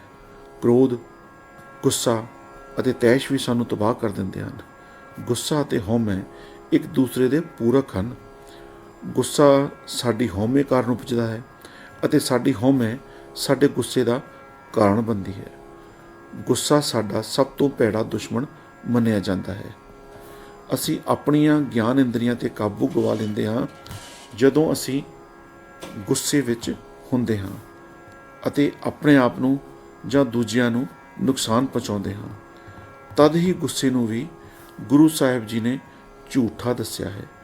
ਸਾਰੀ ਸੰਸਾਰਕ ਦੌਲਤ ਵਿੱਚ ਜਿਵੇਂ ਘੋੜੇ ਅਤੇ ਹਾਥੀ ਜਾਂ ਹੁਣ ਦੇ ਸਮੇਂ ਕਾਰਾਂ ਅਤੇ ਆਵਾਜਾਈ ਦੇ ਹੋਰ ਸਾਧਨ ਜਿਨ੍ਹਾਂ ਦੇ ਅਸੀਂ ਮਾਲਕ ਹਾਂ, ਮਹਿੰਗੇ ਕੱਪੜੇ, ਬਚਤ ਅਤੇ ਮਹਿੰਗਾਈਆਂ ਚੀਜ਼ਾਂ ਸਭ ਝੂਠ ਹਨ, ਕਿਉਂਕਿ ਇਹ ਸਾਡੇ ਵਿੱਚ ਹਉਮੈ ਅਤੇ ਲਗਾਓ ਦੀ ਭਾਵਨਾ ਲੈ ਕੇ ਆਉਂਦੀਆਂ ਹਨ। ਇਹ ਸਭ ਕੁਝ ਅਸਤ ਹੋਣ ਕਾਰਨ ਸਾਰੇ ਬ੍ਰਹਮ ਕਾਨੂੰਨਾਂ ਦੇ ਉਲਟ ਹੈ। ਇਹ ਚੀਜ਼ਾਂ ਸਾਨੂੰ ਇੱਛਾਵਾਂ ਦੀ ਅੱਗ ਵਿੱਚ ਸਾੜ ਦਿੰਦੀਆਂ ਹਨ ਅਤੇ ਸਾਨੂੰ ਮਾਇਆ ਦੇ ਜਾਲ ਵਿੱਚ ਹੋਰ ਗਲਤਾਨ ਕਰ ਦਿੰਦੀਆਂ ਹਨ। ਧੋਖਾ, ਭਾਵਨਾਤਮਕ ਲਗਾਅ ਅਤੇ ਹਉਮੈ ਦਾ ਮਾਨ ਅਤੇ ਸਾਰੇ ਦੂਤ ਮਾਇਆ ਦੇ ਵਿਨਾਸ਼ਕਾਰੀ ਹਿੱਸੇ ਹਨ। ਇਸ ਲਈ ਸਾਰੇ ਝੂਠ ਹਨ। ਸਾਡੀ ਆਪਣੀ ਹਉਮੈ ਅਤੇ ਅਹੰਕਾਰ ਗੰਭੀਰ ਮਾਨਸਿਕ ਵਿਕਾਰੀ ਰੋਗ ਹਨ। ਗੁਰਬਾਣੀ ਹਉਮੈ ਨੂੰ ਇੱਕ ਡੂੰਘੀ ਮਾਨਸਿਕ ਬਿਮਾਰੀ, ਹਉਮੈ ਦੀਰਘ ਰੋਗ ਹੈ ਆਖਦੀ ਹੈ। ਹਉਮੈ ਮਾਇਆ ਦਾ ਸਭ ਤੋਂ ਖਤਰਨਾਕ ਭਾਗ ਹੈ, ਇਸ ਲਈ ਇਹ ਵੀ ਝੂਠੀ ਹੈ। ਕੇਵਲ ਸ਼ਰਧਾ ਪੂਰਵਕ ਭਗਤੀ, ਨਾਮ ਦੀ ਕਮਾਈ ਅਤੇ ਪੂਰਨ ਸੰਤ ਦੀ ਸ਼ਰਨ ਸਥਾਈ ਹੈ। ਕੇਵਲ ਨਾਮ, ਪੂਰਨ ਬੰਦਗੀ ਅਤੇ ਸੇਵਾ, ਪਰਉਪਕਾਰ ਅਤੇ ਮਹਾਪਰਉਪਕਾਰ ਸਦੀਵ ਹੀ ਰਹਿੰਦੇ ਹਨ। ਦੂਸਰੀ ਹਰ ਚੀਜ਼ ਝੂਠੀ ਹੈ। ਸਾਡੀ ਜ਼ਿੰਦਗੀ ਸਦਾ ਲਈ ਕੇਵਲ ਨਾਮ, ਪੂਰਨ ਬੰਦਗੀ ਅਤੇ ਸੇਵਾ ਦੇ ਗੁਰਪ੍ਰਸਾਦ ਨਾਲ ਹੀ ਜ਼ਿੰਦਗੀ ਰਹਿੰਦੀ ਹੈ। ਕੇਵਲ ਪਰਮਾਤਮਾ ਦਾ ਨਾਮ ਅਤੇ ਇਸ ਦੀ ਸੇਵਾ ਸਾਨੂੰ ਸਦਾ ਲਈ ਅਨਾਦ ਬ੍ਰਹਮ ਤੱਤ ਵਿੱਚ ਅਭੇਦ ਕਰਕੇ ਸਤ ਤੱਤ ਬਣਾਉਂਦੀ ਹੈ। ਮਿਥਿਆ ਸਰਵਣ ਪਰ ਨਿੰਦਾ ਸੁਨ ਹੈ, ਮਿਥਿਆ ਹਸਤ ਪਰ ਦਰਬ ਕੋਹਿਰ ਹੈ, ਮਿਥਿਆ ਨੇਤਰ ਪੇਖਤ ਪਰਤ ਹੈ ਰੂਪਾਦ, ਮਿਥਿਆ ਰਸਨਾ ਭੋਜਨ ਅਨ ਸਵਾਦ, ਮਿਥਿਆ ਚਰਨ ਪਰ ਵਿਕਾਰ ਕੋ ਧਾਵੈ, ਮਿਥਿਆ ਮਨ ਪਰ ਲੋਭ ਲੁਭਾਵੈ, ਮਿਥਿਆ ਤਨ ਨਹੀਂ ਪਰ ਉਪਕਾਰਾ, ਮਿਥਿਆ ਬਾਸ ਲੇਤ ਬਿਕਾਰਾ, ਬਿਨ ਬੂਝੇ ਮਿਥਿਆ ਸਭ ਭਏ, ਸਫਲ ਦੇ ਨਾਨਕ ਹਰ ਹਰ ਨਾਮ ਲਏ। ਗੁਰੂ ਪੰਜਮ ਪਾਤਸ਼ਾਹ ਜੀ ਸਾਨੂੰ ਇਸ ਬਾਰੇ ਪੂਰਨ ਬ੍ਰਹਮ ਗਿਆਨ ਦੇਣਾ ਜਾਰੀ ਰੱਖਦੇ ਹਨ ਕਿ ਸਾਡੀ ਜ਼ਿੰਦਗੀ ਵਿੱਚ ਹੋਰ ਕੀ ਮਿਥਿਆ ਹੈ। ਨਿੰਦਿਆ, ਭਾਵ ਕਿਸੇ ਦੀ ਨਕਾਰਾਤਮਕ ਆਲੋਚਨਾ ਅਤੇ ਦੂਸਰਿਆਂ ਦੀ ਚੁਗਲੀ ਬਖੀਲੀ ਕਰਨਾ ਬਹੁਤ ਹੀ ਭਿਆਨਕ ਅਤੇ ਵਿਨਾਸ਼ਕਾਰੀ ਕਰਮ ਹਨ। ਇਹ ਦੀਰਘ ਮਾਨਸਿਕ ਰੋਗ ਹਨ। ਦੂਸਰਿਆਂ ਦੀ ਚੁਗਲੀ, ਬਖੀਲੀ, ਨਿੰਦਿਆ ਕਰਦੇ ਅਸੀਂ ਬੇਅੰਤ ਪਾਪੀ ਬਣ ਜਾਂਦੇ ਹਾਂ। ਜਦੋਂ ਅਸੀਂ ਕਿਸੇ ਦੀ ਨਿੰਦਿਆ ਕਰਦੇ ਹਾਂ ਤਾਂ ਅਸੀਂ ਉਹਨਾਂ ਦੇ ਪਾਪ ਧੋ ਰਹੇ ਹੁੰਦੇ ਹਾਂ ਅਤੇ ਉਹਨਾਂ ਦੇ ਪਾਪ ਸਾਡੇ ਖਾਤੇ ਲੇਖੇ ਵਿੱਚ ਆ ਜਾਂਦੇ ਹਨ। ਨਿੰਦਕ ਆਪਣੀ ਰਸਨਾ ਨਾਲ ਨਿੰਦਿਆ ਕਰਦਾ ਹੈ ਤਾਂ ਉਹ ਆਪਣੀ ਰਸਨਾ ਨਾਲ ਜਿਸ ਦੀ ਨਿੰਦਿਆ ਕਰਦਾ ਹੈ ਉਸ ਦੀ ਗੰਦਗੀ ਸਾਫ਼ ਕਰਦਾ ਹੈ। ਨਿੰਦਕ ਨੂੰ ਭਿਆਨਕ ਸਜ਼ਾਵਾਂ ਮਿਲਦੀਆਂ ਹਨ ਅਤੇ ਜਿਸ ਦੀ ਆਲੋਚਨਾ, ਨਿੰਦਿਆ ਕਰਦੇ ਹਾਂ ਉਸ ਦੀ ਬੰਦਗੀ ਹੋਰ ਉੱਪਰ ਚਲੀ ਜਾਂਦੀ ਹੈ। ਜਿਸ ਦੀ ਆਪ ਨਿੰਦਿਆ ਕਰਦੇ ਹੋ ਉਸ ਨੂੰ ਆਪ ਦੀ ਬੰਦਗੀ ਦਾ ਲਾਭ ਪ੍ਰਾਪਤ ਹੁੰਦਾ ਹੈ। ਪਰਮਾਤਮਾ ਨੇ ਸਾਨੂੰ ਕੰਨਾਂ ਨਾਲ ਸੁਣਨ ਦੀ ਸੂਝ ਦਿੱਤੀ ਹੈ। ਇਸ ਦਾ ਬ੍ਰਹਮ ਮੰਤਵ ਕੇਵਲ ਸਤ ਸੁਣਨਾ ਹੈ ਅਤੇ ਹੋਰ ਕੁਝ ਨਹੀਂ। ਸਤ ਤੋਂ ਸਾਡਾ ਭਾਵ ਹੈ ਨਾਮ, ਨਾਮ ਦੀ ਮਹਿਮਾ ਅਤੇ ਅਕਾਲ ਪੁਰਖ ਦਾ ਜਸ, ਪਰਮਾਤਮਾ ਦੀ ਸਿਫਤ ਸਾਡੀ ਜ਼ਿੰਦਗੀ ਨੂੰ ਦਰਗਾਹੀ ਮਾਣ ਦੇ ਯੋਗ ਬਣਾਉਣ ਲਈ। ਪਰ ਅਸੀਂ ਆਪਣੇ ਕੰਨਾਂ ਨਾਲ ਹਰ ਤਰ੍ਹਾਂ ਦੀਆਂ ਨਕਾਰਾਤਮਕ ਗੱਲਾਂ ਅਤੇ ਅਸਤ ਗੱਲਾਂ ਸੁਣ ਰਹੇ ਹਾਂ ਅਤੇ ਇਸ ਤਰ੍ਹਾਂ ਕਰਨ ਨਾਲ ਸੁਣਨ ਦਾ ਤੋਹਫਾ ਵੀ ਝੂਠਾ ਬਣ ਜਾਂਦਾ ਹੈ। ਸਾਡੇ ਕੰਨ ਅਤੇ ਸੁਣਨ ਦੀ ਸੂਝ ਵੀ ਉਹਨਾਂ ਵਿੱਚ ਬ੍ਰਹਮ ਰਹਿੰਦੀ ਹੈ ਜਦ ਤੱਕ ਅਸੀਂ ਸਤ ਸੁਣਦੇ ਹਾਂ, ਪਰਮਾਤਮਾ ਦੀ ਸਿਫਤ, ਗੁਰਬਾਣੀ ਅਤੇ ਕੀਰਤਨ ਸੁਣਦੇ ਹਾਂ। ਜਦ ਕਿ ਜੇਕਰ ਅਸੀਂ ਆਪਣੇ ਕੰਨਾਂ ਨਾਲ ਦੂਸਰਿਆਂ ਦੀ ਚੁਗਲੀ, ਬਖੀਲੀ, ਨਿੰਦਿਆ ਸੁਣਦੇ ਹਾਂ ਤਦ ਸਾਡੇ ਸੁਣਨ ਦੀ ਸੂਝ ਦੀ ਇਹ ਦਾਤ ਝੂਠੀ ਬਣ ਜਾਂਦੀ ਹੈ। ਇਸੇ ਤਰ੍ਹਾਂ ਸਾਡੇ ਹੱਥ ਸਾਨੂੰ ਦੂਸਰਿਆਂ ਦਾ ਭਲਾ ਕਰਨ ਲਈ ਦਿੱਤੇ ਹਨ, ਸਾਨੂੰ ਦੂਸਰਿਆਂ ਦੀ ਮਦਦ ਕਰਨ ਵਿੱਚ ਰੁਝਾਉਣ ਲਈ ਦਿੱਤੇ ਹਨ। ਪਰ ਜੇਕਰ ਅਸੀਂ ਇਹਨਾਂ ਹੱਥਾਂ ਦੀ ਵਰਤੋਂ ਦੂਸਰਿਆਂ ਦਾ ਧਨ ਚੁਰਾਉਣ ਲਈ ਕਰਦੇ ਹਾਂ ਤਾਂ ਇਹ ਹੱਥ ਵੀ ਝੂਠੇ ਬਣ ਜਾਂਦੇ ਹਨ। ਜੇਕਰ ਅਸੀਂ ਆਪਣੀਆਂ ਅੱਖਾਂ ਦੀ ਵਰਤੋਂ ਦੂਸਰਿਆਂ ਵੱਲ ਕਾਮ ਵਾਸਨਾ ਵਾਲੀਆਂ ਨਜ਼ਰਾਂ ਨਾਲ ਦੇਖਦੇ ਹਾਂ ਤਦ ਸਾਡੀ ਦੇਖਣ ਦੀ ਸੂਝ ਇੱਕ ਸ਼ਰਾਬ ਬਣ ਜਾਂਦੀ ਹੈ। ਕੇਵਲ ਆਪਣੇ ਜੀਵਨ ਸਾਥੀ ਤੋਂ ਬਿਨਾਂ ਦੂਸਰੇ ਸਾਰਿਆਂ ਨੂੰ ਭੈਣਾਂ, ਧੀਆਂ, ਮਾਤਾਵਾਂ, ਭਰਾ, ਪਿਓ ਅਤੇ ਪੁੱਤਰਾਂ ਵਾਂਗ ਦੇਖੋ। ਜੇਕਰ ਅਸੀਂ ਇਹ ਬ੍ਰਹਮ ਕਾਨੂੰਨ ਤੋਂ ਭਟਕ ਜਾਵਾਂਗੇ ਅਤੇ ਦੂਸਰਿਆਂ ਨੂੰ ਕਾਮ ਵਾਸਨਾ ਭਰੀਆਂ ਨਜ਼ਰਾਂ ਨਾਲ ਦੇਖਦੇ ਹਾਂ ਤਾਂ ਸਾਡੀਆਂ ਅੱਖਾਂ ਵੀ ਝੂਠ ਹੋ ਜਾਂਦੀਆਂ ਹਨ। ਨਜ਼ਰ ਸਭ ਤੋਂ ਮਹੱਤਵਪੂਰਨ ਗਿਆਨ ਇੰਦਰੀ ਹੈ। ਇਹ ਬ੍ਰਹਮ ਦਾਤ ਜਿਹੜੀ ਸਾਨੂੰ ਸਿਰਫ ਸੱਤ ਦੇਖਣ ਲਈ ਦਿੱਤੀ ਹੈ। ਇਸ ਤਰ੍ਹਾਂ ਨਾਲ ਸਾਡੀਆਂ ਸਾਰੀਆਂ ਗਿਆਨ ਅਤੇ ਕਰਮ ਇੰਦਰੀਆਂ ਪਰਮ ਬ੍ਰਹਮ ਸ਼ਕਤੀਆਂ ਹਨ ਜੋ ਸਾਨੂੰ ਪਾਰਬ੍ਰਹਮ ਪਿਤਾ ਪਰਮੇਸ਼ਰ ਨੇ ਸੱਤ ਦੀ ਸੇਵਾ ਕਰਦੇ ਹੋਏ ਵਰਤਣ ਲਈ ਅਤੇ ਸੱਤ ਦਾ ਜੀਵਨ ਜਿਉਣ ਲਈ ਬਖਸ਼ੀਆਂ ਹਨ। ਜੇਕਰ ਅਸੀਂ ਇਹਨਾਂ ਪਰਮ ਬ੍ਰਹਮ ਸ਼ਕਤੀਆਂ ਦੀ ਗਲਤ ਵਰਤੋਂ ਕਰਦੇ ਹਾਂ ਤਾਂ ਅਸੀਂ ਦਰਗਾਹ ਦੇ ਦੇਣਦਾਰ ਹੋਵਾਂਗੇ। ਰਸਨਾ ਇੱਕ ਹੋਰ ਮਹੱਤਵਪੂਰਨ ਗਿਆਨ ਇੰਦਰੀ ਹੈ ਜੋ ਸਾਨੂੰ ਸਰਵ ਸ਼ਕਤੀਮਾਨ ਪਾਰਬ੍ਰਹਮ ਪਿਤਾ ਪਰਮੇਸ਼ਰ ਨੇ ਬਖਸ਼ੀ ਹੈ। ਸਾਨੂੰ ਰਸਨਾ ਦੀ ਵਰਤੋਂ ਸੱਤ ਬੋਲਣ ਲਈ ਕਰਨੀ ਚਾਹੀਦੀ ਹੈ। ਰਸਨਾ ਨਾਮ ਅਕਾਲ ਪੁਰਖ ਸੰਤਾਂ ਤੇ ਭਗਤਾਂ ਦੀ ਮਹਿਮਾ ਗਾਉਣ ਲਈ ਕਰਨ ਲਈ ਮਿਲੀ ਹੈ। ਨਾਮ ਜਪਣ ਅਤੇ ਹੋਰ ਐਸੇ ਸੰਤ ਕਰਮ ਕਰਨ ਲਈ ਮਿਲੀ ਹੈ। ਜਦ ਕਿ ਜੇਕਰ ਅਸੀਂ ਇਸ ਦੀ ਵਰਤੋਂ ਸਿਰਫ ਵੱਖ-ਵੱਖ ਭੋਜਨਾਂ ਦੇ ਸਵਾਦ ਵੇਖਣ ਲਈ ਕਰਦੇ ਰਹਾਂਗੇ ਜਾਂ ਕਿਸੇ ਦੀ ਨਿੰਦਿਆ, ਚੁਗਲੀ, ਵਕੀਲੀ ਕਰਨ ਲਈ ਵਰਤਦੇ ਹਾਂ ਤਾਂ ਇਹ ਵੀ ਝੂਠੀ ਬਣ ਜਾਂਦੀ ਹੈ।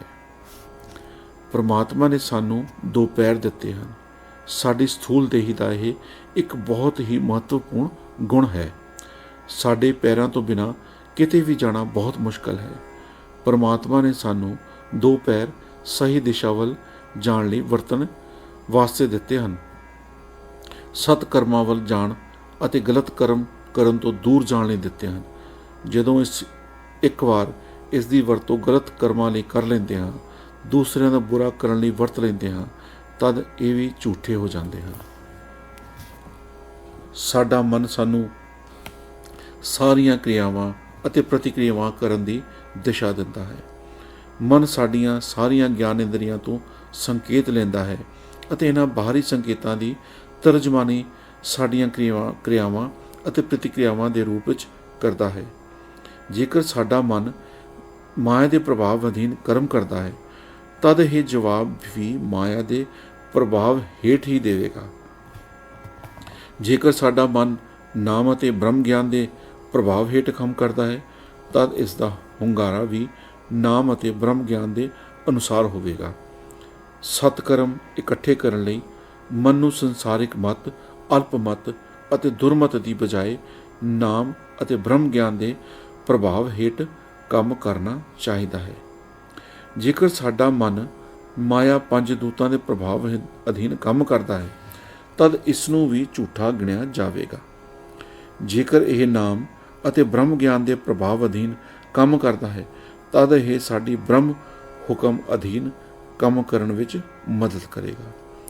ਇਸ ਦੇ ਫਲਸਰੂਪ ਇਹ ਸਾਨੂੰ ਪਰਮਜੋਤ, ਪੂਰਨ ਪ੍ਰਕਾਸ਼, ਨਿਰਗੁਣ ਸਰੂਪ ਧੰਨ ਧੰਨ ਪਾਰਬ੍ਰਹਮ ਪਰਮੇਸ਼ਰ ਨਾਲ ਜੋੜ ਦੇਵੇਗਾ। ਇਸੇ ਤਰ੍ਹਾਂ ਸਾਡੇ ਸਰੀਰ ਦੇ ਸਾਰੇ ਅੰਗਾਂ ਸਾਨੂੰ ਇੱਕ ਇਲਾਹੀ ਦਾਤ ਹਨ ਕਿ ਅਸੀਂ ਇਸ ਮਨੁੱਖਾ ਜੀਵਨ ਰੂਪ ਵਿੱਚ ਅਕਾਲ ਪੁਰਖ ਨਾਲ ਜੁੜ ਸਕੀਏ। ਮਨੁੱਖੀ ਸਰੀਰ ਦੀ ਦਾਤ ਸਾਨੂੰ ਦੂਸਰਿਆਂ ਦਾ ਭਰਿਆ ਕਰਨ ਲਈ ਮਿਲੀ ਹੈ। ਦੂਸਰਿਆਂ ਦੀ ਮਦਦ ਕਰਨ, ਨਾਮ ਨਾਲ ਜੁੜਨ ਅਤੇ ਪੂਰਨ ਬੰਦਗੀ ਅਤੇ ਸੇਵਾ, ਪਰਉਪਕਾਰ ਅਤੇ ਮਹਾਪਰਉਪਕਾਰ ਕਰਨ ਲਈ ਮਿਲੀ ਹੈ। ਜੇਕਰ ਇਸ ਸਥੂਲ ਦੇਹੀ ਦੀ ਵਰਤੋਂ ਇਸ ਤਰੀਕੇ ਨਾਲ ਨਹੀਂ ਕੀਤੀ ਜਾਂਦੀ ਤਾਂ ਇਹ ਵੀ ਝੂਠੀ ਬਣ ਜਾਂਦੀ ਹੈ। ਸਾਡੀ ਸਥੂਲ ਦੇਹੀ ਝੂਠੀ ਹੈ ਜੇਕਰ ਅਸੀਂ ਵੱਖ-ਵੱਖ ਵਿਚਲਿਤ ਕਰਨ ਵਾਲੇ ਤੱਤ, ਨਿੰਦਿਆ, ਚੁਗਲੀ, ਵਕੀਲੀ, ਰਾਜ, ਜੋਬਨ, ਧਨ ਮਾਲ, ਰੂਪ, ਰਸ, ਗੰਧ, ਸਪਰਸ਼, ਸ਼ਬਦ ਤੋਂ ਇੱਥੇ ਭਾਵ ਗੰਦੀ ਭਾਸ਼ਾ ਵਰਤਣਾ ਤੋਂ ਹੈ, ਅਧੀਨ ਪ੍ਰਭਾਵਿਤ ਹੋ ਕੇ ਕੰਮ ਕਰੀਏ। ਸਾਡੇ ਸਾਰੇ ਮਾਨਸਿਕ ਅਤੇ ਸਰੀਰਕ ਰੋਗਾਂ ਦਾ ਕਾਰਨ ਕੇਵਲ ਇਸ ਦੇਹੀ ਦੀ ਦੁਰਵਰਤੋਂ ਹੀ ਹੈ। ਬ੍ਰਹਮ ਪ੍ਰਕਾਸ਼ ਤੋਂ ਬਿਨਾਂ ਤੇ ਬ੍ਰਹਮ ਗਿਆਨ ਦੀ ਕਮਾਈ ਤੋਂ ਬਿਨਾਂ ਅਤੇ ਸੱਤ ਦੀ ਕਰਨੀ ਤੋਂ ਬਿਨਾਂ ਇਸ ਦੇਹੀ ਦੀ ਵਰਤੋਂ ਕਰਨ ਨਾਲ ਸਾਡੇ ਸਰੀਰਕ ਅੰਗ ਅਤੇ ਸਾਡੀਆਂ ਗਿਆਨ ਇੰਦਰੀਆਂ ਅਤੇ ਸਰੀਰ ਝੂਠੇ ਹੋ ਜਾਂਦੇ ਹਨ ਅਤੇ ਇਸ ਕਾਰਨ ਸਾਡੀ ਦੇਹੀ ਭਿਆਨਕ ਮਾਨਸਿਕ ਅਤੇ ਸਰੀਰਕ ਰੋਗਾਂ ਵਿੱਚ ਗ੍ਰਸਤ ਹੋ ਜਾਂਦੀ ਹੈ। ਇਸ ਕਾਰਨ ਅਸੀਂ ਆਪਣੇ ਆਪ ਨੂੰ ਅਨਾਦ ਸੱਤ ਵੱਲ ਮੋੜਨ ਦੇ ਯੋਗ ਨਹੀਂ ਰਹਿੰਦੇ। ਇਸ ਤਰ੍ਹਾਂ ਅਸੀਂ ਨਾਮ ਸਿਮਰਨ, ਨਾਮ ਦੀ ਕਮਾਈ ਅਤੇ ਪੂਰਨ ਬੰਦਗੀ, ਸੇਵਾ, ਪਰਉਪਕਾਰ ਤੇ ਮਹਾਪਰਉਪਕਾਰ ਕਰਨ ਦੇ ਯੋਗ ਨਹੀਂ ਹੋਵਾਂਗੇ ਅਤੇ ਇਸ ਮਨੁੱਖਾ ਜੀਵਨ ਦੇ ਮੰਤਵ, ਜੀਵਨ ਮੁਕਤੀ ਪੂਰਾ ਕਰਨ ਦੇ ਯੋਗ ਨਹੀਂ ਹੁੰਦੇ। ਸਫਲਤਾ ਦਾ ਰਾਹ ਕੇਵਲ ਸੱਚਖੰਡ ਦਾ ਰਾਹ ਹੈ। ਨਾਮ ਸਿਮਰਨ, ਨਾਮ ਦੀ ਕਮਾਈ, ਪੂਰਨ ਬੰਦਗੀ ਅਤੇ ਸੇਵਾ, ਪਰਉਪਕਾਰ ਅਤੇ ਮਹਾਪਰਉਪਕਾਰ ਦਾ ਰਸਤਾ ਹੈ ਜੋ ਬ੍ਰਹਮ ਪ੍ਰਕਾਸ਼ ਅਤੇ ਬ੍ਰਹਮ ਗਿਆਨ ਸਾਡੇ ਵਿੱਚ ਲਿਆਏਗਾ, ਜੋ ਕਿ ਸਾਨੂੰ ਸਰਵ ਸ਼ਕਤੀਮਾਨ, ਪਰਿਪੂਰਨ ਪਾਰ ਬ੍ਰਹਮ ਪਿਤਾ ਪਰਮੇਸ਼ਰ ਨਾਲ ਜੁੜਨ ਵਿੱਚ ਸਹਾਇਕ ਸਿੱਧ ਹੋਵੇਗਾ।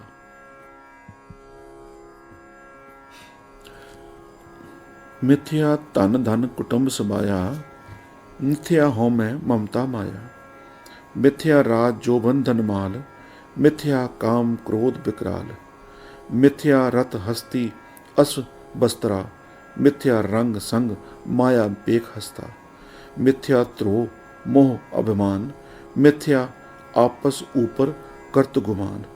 अस्थिर भक्त साध की शरण, नानक जप जप जीवै हर के चरण। ਗੁਰੂ ਪਾਤਸ਼ਾਹ ਜੀ ਇਸ ਪੂਰਨ ਬ੍ਰਹਮ ਗਿਆਨ 'ਤੇ ਜ਼ੋਰ ਦੇਣਾ ਜਾਰੀ ਰੱਖਦੇ ਹਨ। ਮਾਇਆ ਦੇ ਝੂਠੇ ਹੋਣ ਬਾਰੇ ਪੂਰਨ ਬ੍ਰਹਮ ਗਿਆਨ ਦੇਣਾ ਜਾਰੀ ਰੱਖਦੇ ਹਨ। ਧੰਨ ਧੰਨ ਸਤਿਗੁਰੂ ਪਾਤਸ਼ਾਹ ਜੀ ਨੇ ਮਾਇਆ ਦੇ ਸਾਰੇ ਗੁੱਝੇ ਭੇਦ, ਮਾਇਆ ਦੀ ਸਾਰੀ ਪੋਲ ਖੋਲ੍ਹ ਕੇ ਦੱਸ ਦਿੱਤੀ ਹੈ। ਉਹ ਸਾਨੂੰ ਬੇਅੰਤ ਦਿਆਲਤਾ ਨਾਲ ਦੱਸ ਰਹੇ ਹਨ ਕਿ ਸਾਡਾ ਇਹ ਸਰੀਰ ਮਿਥਿਆ ਹੈ, ਇਸ ਤੋਂ ਭਾਵ ਝੂਠਾ ਹੈ, ਇਹ ਨਸ਼ਵਰ ਹੈ, ਇਹ ਨਸ਼ਟ ਹੋ ਜਾਵੇਗਾ, ਇਹ ਮਰ ਜਾਵੇਗਾ, ਇਹ ਬਦਲਣ ਲਈ ਬਣਿਆ ਹੈ ਅਤੇ ਇਹ ਸਮੇਂ ਨਾਲ ਬਦਲ ਜਾਂਦਾ ਹੈ ਅਤੇ ਬਦਲਦੇ ਅੰਤ ਨੂੰ ਪ੍ਰਾਪਤ ਹੁੰਦਾ ਹੈ। ਦੇਖੋ ਕਿਵੇਂ ਸਾਡਾ ਆਪਣਾ ਸਰੀਰ ਬਦਲ ਗਿਆ ਹੈ। ਜਦੋਂ ਅਸੀਂ ਜਨਮੇ ਸੀ ਅਤੇ ਕੇਵਲ ਦੁੱਧ ਪੀਂਦੇ ਸੀ, ਅਸੀਂ ਕਿਸ ਤਰ੍ਹਾਂ ਦੇ ਦਿਸਦੇ ਸੀ। ਤਦ ਅਸੀਂ ਬੈਠਣਾ, ਤੁਰਨਾ ਅਤੇ ਗੱਲਾਂ ਕਰਨਾ ਅਤੇ ਫਿਰ ਭੱਜਣਾ, ਖਾਣਾ ਸ਼ੁਰੂ ਕਰ ਦਿੱਤਾ। ਅਸੀਂ ਵੱਡੇ ਬੱਚੇ ਦੇ ਤੌਰ 'ਤੇ ਵਿਕਸਿਤ ਹੋਏ, ਫਿਰ ਸਿਹਤਮੰਦ ਜਵਾਨ ਬਣ ਗਏ। ਤਦ ਵਿਆਹ ਹੋ ਗਿਆ, ਬੱਚੇ ਹੋ ਗਏ ਅਤੇ ਅਧਗੜ ਹੋ ਗਏ। ਪਰ ਤਦ ਸਰੀਰਕ ਮੁਸ਼ਕਲਾਂ ਘੱਟ ਸੀ, ਪਰੰਤੂ ਬੁਢਾਪੇ ਵਿੱਚ ਉਹੀ ਸਰੀਰ ਦੀ ਬੁਰੀ ਹਾਲਤ ਹੋ ਗਈ। ਅਸੀਂ ਬੁੱਢੇ ਹੋ ਕੇ, ਕਮਜ਼ੋਰ ਅਤੇ ਬਿਮਾਰ ਹੋ ਕੇ ਅਖੀਰ ਵਿੱਚ ਸੰਸਾਰ ਛੱਡ ਜਾਂਦੇ ਹਾਂ। ਅਸੀਂ ਸਾਰੇ ਇਸ ਬਾਰੇ ਚੰਗੀ ਤਰ੍ਹਾਂ ਜਾਣੂ ਹਾਂ ਕਿ ਜੋ ਸਰੀਰਕ ਤਬਦੀਲੀਆਂ ਸਾਡੀ ਦੇਹ ਵਿੱਚ ਹੁੰਦੀਆਂ ਹਨ, ਅਸੀਂ ਇਸ ਬਾਰੇ ਵੀ ਚੇਤਨ ਹਾਂ ਕਿ ਸਾਡਾ ਸਰੀਰ ਸਦਾ ਨਹੀਂ ਰਹੇਗਾ, ਤਾਂ ਹੀ ਇਸ ਨੂੰ ਮਾਇਆ ਕਿਹਾ ਗਿਆ ਹੈ। ਇਸੇ ਤਰ੍ਹਾਂ ਧਨ ਭਾਵ ਦੌਲਤ, ਪੈਸਾ, ਸੋਨਾ, ਗਹਿਣੇ, ਹੀਰੇ ਅਤੇ ਹੋਰ ਸਭ ਜਾਇਦਾਦਾਂ ਸਭ ਝੂਠ ਹਨ। ਕੁਝ ਵਕਤ ਲਈ ਅਸੀਂ ਇਹਨਾਂ ਨੂੰ ਹਾਸਲ ਕਰਦੇ ਹਾਂ, ਪਰ ਫਿਰ ਇਹ ਸਾਨੂੰ ਸਭ ਪਦਾਰਥ ਛੱਡ ਦਿੰਦੇ ਹਨ। ਸਾਡੀ ਦੌਲਤ ਹਮੇਸ਼ਾ ਉਸੇ ਤਰ੍ਹਾਂ ਨਹੀਂ ਰਹਿੰਦੀ, ਇਹ ਬਦਲਣ ਲਈ ਬਣੀ ਹੈ, ਵੱਧਦੀ ਹੈ, ਘਟਦੀ ਹੈ ਅਤੇ ਖਤਮ ਹੋ ਜਾਂਦੀ ਹੈ। ਇਸੇ ਤਰ੍ਹਾਂ ਸਾਰੇ ਪਰਿਵਾਰ ਅਤੇ ਪਰਿਵਾਰਕ ਰਿਸ਼ਤੇ ਵੀ ਝੂਠੇ ਹਨ, ਇਹ ਮਾਇਆ ਦਾ ਇੱਕ ਹਿੱਸਾ ਹਨ। ਕੋਈ ਵੀ ਚੀਜ਼ ਜੋ ਬਦਲ ਜਾਂਦੀ ਹੈ ਜਾਂ ਨਸ਼ਟ ਹੋ ਜਾਂਦੀ ਹੈ ਅਤੇ ਸਾਡੇ ਨਾਲ ਨਹੀਂ ਜਾਂਦੀ, ਭਾਵ ਸਾਡੀ ਮੌਤ ਸਮੇਂ ਰੂਹ ਦੇ ਨਾਲ ਨਹੀਂ ਜਾਂਦੀ, ਝੂਠੀ ਹੈ। ਕੇਵਲ ਸਤ ਅਕਾਲ ਪੁਰਖ, ਇੱਕ ਓਂਕਾਰ ਸਤਨਾਮ ਹੈ। ਇਸੇ ਤਰ੍ਹਾਂ ਮਾਇਆ ਦੇ ਦੂਸਰੇ ਰੂਪ ਜਿਵੇਂ ਕਿ ਹਉਮੈ ਵੀ ਮਿਥਿਆ ਹਨ। ਇਸ ਤੋਂ ਭਾਵ ਹੈ ਕਿ ਇਹ ਸਮਝਣਾ ਅਤੇ ਵਿਸ਼ਵਾਸ ਕਰਨਾ ਕਿ ਪਰਮਾਤਮਾ ਦੀ ਜਗ੍ਹਾ ਅਸੀਂ ਕਰਨ ਵਾਲੇ ਹਾਂ, ਹਉਮੈ ਹੈ ਜੋ ਝੂਠ ਹੈ। ਇਹ ਭੁੱਲ ਜਾਣਾ ਕਿ ਸਤ ਕੇਵਲ ਕਰਤਾ ਪੁਰਖ ਕਰਨ ਵਾਲਾ ਹੀ ਹੈ। ਜੋ ਕੁਝ ਵੀ ਹੁੰਦਾ ਹੈ ਸਭ ਪਰਮ ਸਤ ਤੱਤ ਦੀ ਸ਼ਕਤੀ ਨਾਲ ਹੀ ਹੁੰਦਾ ਹੈ। ਸਾਡੇ ਆਪਣੇ ਪਰਿਵਾਰ, ਪੁੱਤਰਾਂ, ਧੀਆਂ ਅਤੇ ਸੰਬੰਧੀਆਂ ਨਾਲ ਸਵਾਰਥੀ ਪਿਆਰ ਵੀ ਝੂਠਾ ਹੈ, ਕਿਉਂਕਿ ਤਦ ਅਸੀਂ ਕੇਵਲ ਉਹਨਾਂ ਲਈ ਕਰਮ ਕਰਦੇ ਹਾਂ। ਅਸੀਂ ਦੂਸਰਿਆਂ, ਆਪਣੇ ਅਤੇ ਪਰਿਵਾਰ ਤੋਂ ਇਲਾਵਾ ਅਤੇ ਪਰਮਾਤਮਾ ਦੀ ਕੋਈ ਚਿੰਤਾ ਵਿਚਾਰ ਨਹੀਂ ਕਰਦੇ। ਇਸ ਨੂੰ ਲਗਾਓ ਵੀ ਕਿਹਾ ਜਾਂਦਾ ਹੈ। ਪਰਿਵਾਰ ਦਾ ਮੋਹ ਪਿਆਰ ਜਾਂ ਲਗਾਓ ਪਰਿਵਾਰ ਦੇ ਨਾਲ ਮੋਹ ਹੈ। ਇਹ ਮੋਹ ਪਿਆਰ ਵਿੱਚ ਬਦਲ ਜਾਂਦਾ ਹੈ ਜਦੋਂ ਦੂਸਰਿਆਂ ਲਈ ਉਪਜਦਾ ਹੈ। ਹਰ ਇੱਕ ਕੇਵਲ ਆਪਣੀ ਅਤੇ ਪਰਿਵਾਰ ਦੀ ਚਿੰਤਾ ਕਰਦਾ ਹੈ, ਪਰ ਉਹ ਧੰਨ ਧੰਨ ਹਨ ਜੋ ਦੂਸਰਿਆਂ ਦੀ ਮੁਕਤੀ ਪ੍ਰਾਪਤ ਕਰਨ ਵਿੱਚ ਮਦਦ ਕਰਨ ਦਾ ਮਹਾਂਪਰ ਉਪਕਾਰ ਕਰਦੇ ਹਨ। ਸਾਰੇ ਹੀ ਸੰਸਾਰਕ ਅਹੁਦੇ ਜੋ ਅਸੀਂ ਸਿੱਖਿਆ ਅਤੇ ਹੋਰ ਤਰ੍ਹਾਂ ਪ੍ਰਾਪਤ ਕਰਦੇ ਹਾਂ ਸਭ ਝੂਠ ਹਨ, ਕਿਉਂਕਿ ਉਹ ਵੀ ਸਾਡੇ ਸਰੀਰ ਵਿੱਚ ਸਮੇਂ ਅਤੇ ਉਮਰ ਨਾਲ ਤਬਦੀਲ ਹੋਣ ਨਾਲ ਨਸ਼ਟ ਹੋ ਜਾਂਦੇ ਹਨ। ਜੋਬਨ ਵੀ ਝੂਠਾ ਹੈ। ਸਾਡੇ ਜੀਵਨ ਦਾ ਜਵਾਨੀ ਵਾਲਾ ਸਮਾਂ ਸਦਾ ਲਈ ਨਹੀਂ ਰਹਿੰਦਾ ਹੈ। ਜਵਾਨੀ ਸਮੇਂ ਅਸੀਂ ਆਪਣੀ ਸ਼ਕਤੀ ਅਤੇ ਜ਼ੋਰ ਨਾਲ ਕਈ ਕੰਮ ਕਰ ਲੈਂਦੇ ਹਾਂ। ਅਸੀਂ ਸਰੀਰਕ ਤੌਰ 'ਤੇ ਸਖਤ ਕੰਮ ਕਰ ਲੈਂਦੇ ਹਾਂ, ਪਰ ਜਵਾਨੀ ਦੀ ਉਮਰ ਹਮੇਸ਼ਾ ਨਹੀਂ ਰਹਿੰਦੀ। ਇੱਕ ਗੱਲ ਜੋ ਅਸੀਂ ਸੰਗਤ ਜੀ ਦੇ ਧਿਆਨ ਵਿੱਚ ਲਿਆਉਣਾ ਚਾਹੁੰਦੇ ਹਾਂ ਕਿ ਜਵਾਨੀ ਦਾ ਸਮਾਂ ਸਾਡੇ ਜੀਵਨ ਦਾ ਸਭ ਤੋਂ ਵਧੀਆ ਸਮਾਂ ਹੈ, ਜੋ ਸਾਨੂੰ ਨਾਮ ਸਿਮਰਨ, ਨਾਮ ਦੀ ਕਮਾਈ, ਬੰਦਗੀ ਅਤੇ ਸੇਵਾ ਦੇ ਸਮਰਪਿਤ ਕਰ ਦੇਣਾ ਚਾਹੀਦਾ ਹੈ। ਬਹੁਤ ਸਾਰੇ ਲੋਕ ਮਨੁੱਖਾ ਜੀਵਨ ਦੇ ਅਸਲ ਅਨਾਦ ਟੀਚੇ ਜੀਵਨ ਮੁਕਤੀ ਦੀ ਪ੍ਰਾਪਤੀ ਲਈ ਆਪਣੇ ਆਪ ਨੂੰ ਸਮਰਪਿਤ ਕਰਨ ਲਈ ਬੁਢਾਪੇ ਦੇ ਸਮੇਂ ਦੀ ਉਡੀਕ ਕਰਦੇ ਹਨ। ਇਹ ਠੀਕ ਨਹੀਂ ਹੈ। ਬੁਢਾਪੇ ਦੇ ਸਮੇਂ ਇਹ ਕਰਨਾ ਬਹੁਤ ਕਠਿਨ ਹੈ। ਜਦੋਂ ਬੁਢਾਪਾ ਆਉਂਦਾ ਹੈ, 5 ਦੂਤ ਸਾਡੇ ਉੱਪਰ ਪੂਰੀ ਤਰ੍ਹਾਂ ਪੂਰਨ ਸ਼ਕਤੀ ਨਾਲ ਪਕੜ ਬਣਾ ਚੁੱਕੇ ਹੁੰਦੇ ਹਨ। ਬੁਢਾਪੇ ਦਾ ਸਮਾਂ ਬਿਮਾਰੀਆਂ ਅਤੇ ਸਰੀਰਕ ਮੁਸ਼ਕਲਾਂ ਨਾਲ ਭਰਿਆ ਹੁੰਦਾ ਹੈ ਅਤੇ ਧਿਆਨ ਲਗਾਉਣਾ ਔਖਾ ਹੁੰਦਾ ਹੈ। ਸਭ ਤੋਂ ਵਧੀਆ ਗੱਲ ਇਹ ਹੈ ਕਿ ਅਸੀਂ ਆਪਣੇ ਆਪ ਨੂੰ ਬਚਪਨ ਦੇ ਸਮੇਂ ਹੀ ਸਮਰਪਿਤ ਕਰ ਦਈਏ। ਬੱਚੇ ਮਾਸੂਮ ਹੁੰਦੇ ਹਨ ਅਤੇ 5 ਦੂਤਾਂ ਦੇ ਪ੍ਰਭਾਵ ਹੇਠ ਪੂਰੀ ਤਰ੍ਹਾਂ ਨਹੀਂ ਆਏ ਹੁੰਦੇ। ਜਦੋਂ ਅਸੀਂ ਵੱਡੇ ਹੁੰਦੇ ਜਾਂਦੇ ਹਾਂ, 5 ਦੂਤ ਸਾਡੇ ਉੱਪਰ ਪਕੜ ਮਜ਼ਬੂਤ ਕਰੀ ਜਾਂਦੇ ਹਨ। ਮਾਇਆ 'ਤੇ ਜਿੱਤ ਪਾਉਣਾ ਹੋਰ ਵੀ ਔਖਾ ਹੋ ਜਾਂਦਾ ਹੈ। ਬੱਚੇ ਆਸਾਨੀ ਨਾਲ ਸਮਾਧੀ ਵਿੱਚ ਚਲੇ ਜਾਂਦੇ ਹਨ, ਜਦ ਕਿ ਬੁੱਢੇ ਲੋਕ ਕਦੀ ਸਮਾਧੀ ਵਿੱਚ ਨਹੀਂ ਜਾਂਦੇ ਜਾਂ ਬਹੁਤ ਹੀ ਮੁਸ਼ਕਿਲ ਨਾਲ ਸਮਾਧੀ ਵਿੱਚ ਜਾਂਦੇ ਹਨ। ਸੋ ਨਾਮ ਜਪਣ ਦੀ ਸਭ ਤੋਂ ਵਧੀਆ ਉਮਰ ਹੈ ਬਚਪਨ, ਅਤੇ ਪਹਿਲੀ ਉਮਰ ਹੈ ਅਤੇ ਬੁਢਾਪਾ ਨਹੀਂ ਹੈ। ਕਾਮ ਦਾ ਭਾਵ ਹੈ ਵਿਰੋਧੀ ਲਿੰਗ ਪ੍ਰਤੀ ਵਾਸਨਾ ਅਤੇ ਇਹ ਗੰਭੀਰ ਮਾਨਸਿਕ ਰੋਗ ਮੰਨਿਆ ਜਾਂਦਾ ਹੈ। ਇਹ 5 ਦੂਤਾਂ ਵਿੱਚੋਂ ਇੱਕ ਹੈ ਜੋ ਸਾਡੀ ਰੋਜ਼ਾਨਾ ਜ਼ਿੰਦਗੀ ਉੱਪਰ ਗਹਿਰਾ ਪ੍ਰਭਾਵ ਪਾਉਂਦਾ ਹੈ, ਜਦ ਕਿ ਸਾਡੇ ਵਿਆਹੁਤਾ ਜੀਵਨ ਦੇ ਵਿੱਚ ਇਸ ਨੂੰ ਮੰਨਣਾ ਵਰਦਾਨ ਮੰਨਿਆ ਜਾਂਦਾ ਹੈ, ਪਰ ਸਾਡੇ ਵਿਆਹੁਤਾ ਜੀਵਨ ਤੋਂ ਬਾਹਰ ਇਸ ਨੂੰ ਕਾਮ ਕਿਹਾ ਜਾਂਦਾ ਹੈ। ਇਸ ਲਈ ਆਪਣੀ ਪਤਨੀ ਜਾਂ ਪਤੀ ਤੋਂ ਇਲਾਵਾ ਕਾਮ ਹੈ ਅਤੇ ਸਾਨੂੰ ਅੰਦਰੋਂ ਤਬਾਹ ਕਰ ਦਿੰਦਾ ਹੈ। ਇਸ ਲਈ ਆਪਣੀ ਪਤਨੀ ਜਾਂ ਪਤੀ ਤੋਂ ਇਲਾਵਾ ਸਭ ਕੋਈ ਮਾਂ, ਭੈਣ, ਧੀ, ਭਰਾ ਅਤੇ ਪਿਤਾ ਦਾ ਦਰਜਾ ਹੈ। ਇਸ ਲਈ ਕਾਮ ਦੀ ਇਸ ਵਿਨਾਸ਼ਕਾਰੀ ਸ਼ਕਤੀ ਤੋਂ ਬਚਣ ਲਈ ਆਪਣੀ ਪਤਨੀ ਜਾਂ ਪਤੀ ਤੋਂ ਇਲਾਵਾ ਸਭ ਕੋਈ ਨੂੰ ਮਾਂ, ਭੈਣ, ਧੀ, ਭਰਾ ਅਤੇ ਪਿਤਾ ਦੇ ਰੂਪ ਵਿੱਚ ਵੇਖੋ। ਗੁਰੂ ਪਾਤਸ਼ਾਹ ਜੀ ਸਾਨੂੰ ਦੱਸ ਰਹੇ ਹਨ ਕਿ ਕਾਮ ਵੀ ਮਿੱਥਿਆ ਹੈ। ਇਹ ਸਾਨੂੰ ਆਨੰਦ ਦਾ ਝੂਠਾ ਅਹਿਸਾਸ ਕਰਾਉਂਦਾ ਹੈ ਅਤੇ ਸਾਡਾ ਚਰਿੱਤਰ ਅਤੇ ਦਿਆਨਤਦਾਰੀ ਨੂੰ ਤਬਾਹ ਕਰ ਦਿੰਦਾ ਹੈ। ਕ੍ਰੋਧ, ਗੁੱਸਾ ਅਤੇ ਤੈਸ਼ ਵੀ ਸਾਨੂੰ ਤਬਾਹ ਕਰ ਦਿੰਦੇ ਹਨ। ਗੁੱਸਾ ਅਤੇ ਹਉਮੈ ਇੱਕ ਦੂਸਰੇ ਦੇ ਪੂਰਕ ਹਨ। ਗੁੱਸਾ ਸਾਡੀ ਹਉਮੈ ਕਾਰਨ ਉਪਜਦਾ ਹੈ ਅਤੇ ਸਾਡੀ ਹਉਮੈ ਸਾਡੇ ਗੁੱਸੇ ਦਾ ਕਾਰਨ ਬਣਦੀ ਹੈ। ਗੁੱਸਾ ਸਾਡਾ ਸਭ ਤੋਂ ਭੈੜਾ ਦੁਸ਼ਮਣ ਮੰਨਿਆ ਜਾਂਦਾ ਹੈ। ਅਸੀਂ ਆਪਣੀਆਂ ਗਿਆਨ ਇੰਦਰੀਆਂ 'ਤੇ ਕਾਬੂ ਗਵਾ ਲੈਂਦੇ ਹਾਂ ਜਦੋਂ ਅਸੀਂ ਗੁੱਸੇ ਵਿੱਚ ਹੁੰਦੇ ਹਾਂ ਅਤੇ ਆਪਣੇ ਆਪ ਨੂੰ ਜਾਂ ਦੂਜਿਆਂ ਨੂੰ ਨੁਕਸਾਨ ਪਹੁੰਚਾਉਂਦੇ ਹਾਂ। ਤਦ ਹੀ ਗੁੱਸੇ ਨੂੰ ਵੀ ਗੁਰੂ ਸਾਹਿਬ ਜੀ ਨੇ ਝੂਠਾ ਦੱਸਿਆ ਹੈ। ਸਾਰੀ ਹੀ ਸੰਸਾਰਕ ਦੌਲਤ ਵਿੱਚ ਜਿਵੇਂ ਘੋੜੇ ਅਤੇ ਹਾਥੀ ਜਾਂ ਹੁਣ ਦੇ ਸਮੇਂ ਕਾਰਾਂ ਅਤੇ ਆਵਾਜਾਈ ਦੇ ਹੋਰ ਸਾਧਨ ਜਿਨ੍ਹਾਂ ਦੇ ਅਸੀਂ ਮਾਲਕ ਹਾਂ, ਮਹਿੰਗੇ ਕੱਪੜੇ, ਬਚਤ ਅਤੇ ਮਹਿੰਗਾਈਆਂ ਚੀਜ਼ਾਂ ਸਭ ਝੂਠ ਹਨ, ਕਿਉਂਕਿ ਇਹ ਸਾਡੇ ਵਿੱਚ ਹਉਮੈ ਅਤੇ ਲਗਾਓ ਦੀ ਭਾਵਨਾ ਲੈ ਕੇ ਆਉਂਦੀਆਂ ਹਨ। ਇਹ ਸਭ ਕੁਝ ਅਸਤ ਹੋਣ ਕਾਰਨ ਸਾਰੇ ਬ੍ਰਹਮ ਕਾਨੂੰਨਾਂ ਦੇ ਉਲਟ ਹੈ। ਇਹ ਚੀਜ਼ਾਂ ਸਾਨੂੰ ਇੱਛਾਵਾਂ ਦੀ ਅੱਗ ਵਿੱਚ ਸਾੜ ਦਿੰਦੀਆਂ ਹਨ ਅਤੇ ਸਾਨੂੰ ਮਾਇਆ ਦੇ ਜਾਲ ਵਿੱਚ ਹੋਰ ਗਲਤਾਨ ਕਰ ਦਿੰਦੀਆਂ ਹਨ। ਧੋਖਾ, ਭਾਵਨਾਤਮਕ ਲਗਾ ਅਤੇ ਹਉਮੈ ਦਾ ਮਾਨ ਅਤੇ ਸਾਰੇ ਦੂਤ ਮਾਇਆ ਦੇ ਵਿਨਾਸ਼ਕਾਰੀ ਹਿੱਸੇ ਹਨ। ਇਸ ਲਈ ਸਾਰੇ ਝੂਠ ਹਨ। ਸਾਡੀ ਆਪਣੀ ਹਉਮੈ ਅਤੇ ਅਹੰਕਾਰ ਗੰਭੀਰ ਮਾਨਸਿਕ ਵਿਕਾਰੀ ਰੋਗ ਹਨ। ਗੁਰਬਾਣੀ ਹਉਮੈ ਨੂੰ ਇੱਕ ਡੂੰਘੀ ਮਾਨਸਿਕ ਬਿਮਾਰੀ, ਹਉਮੈ ਦੀਰਘ ਰੋਗ ਹੈ ਆਖਦੀ ਹੈ। ਹਉਮੈ ਮਾਇਆ ਦਾ ਸਭ ਤੋਂ ਖਤਰਨਾਕ ਭਾਗ ਹੈ। ਇਸ ਲਈ ਇਹ ਵੀ ਝੂਠੀ ਹੈ। ਕੇਵਲ ਸ਼ਰਧਾ ਪੂਰਵਕ ਭਗਤੀ, ਨਾਮ ਦੀ ਕਮਾਈ ਅਤੇ ਪੂਰਨ ਸੰਤ ਦੀ ਸ਼ਰਨ ਸਥਾਈ ਹੈ। ਕੇਵਲ ਨਾਮ, ਪੂਰਨ ਬੰਦਗੀ ਅਤੇ ਸੇਵਾ, ਪਰਉਪਕਾਰ ਅਤੇ ਮਹਾਪਰਉਪਕਾਰ ਸਦੀਵ ਹੀ ਰਹਿੰਦੇ ਹਨ। ਦੂਸਰੀ ਹਰ ਚੀਜ਼ ਝੂਠੀ ਹੈ।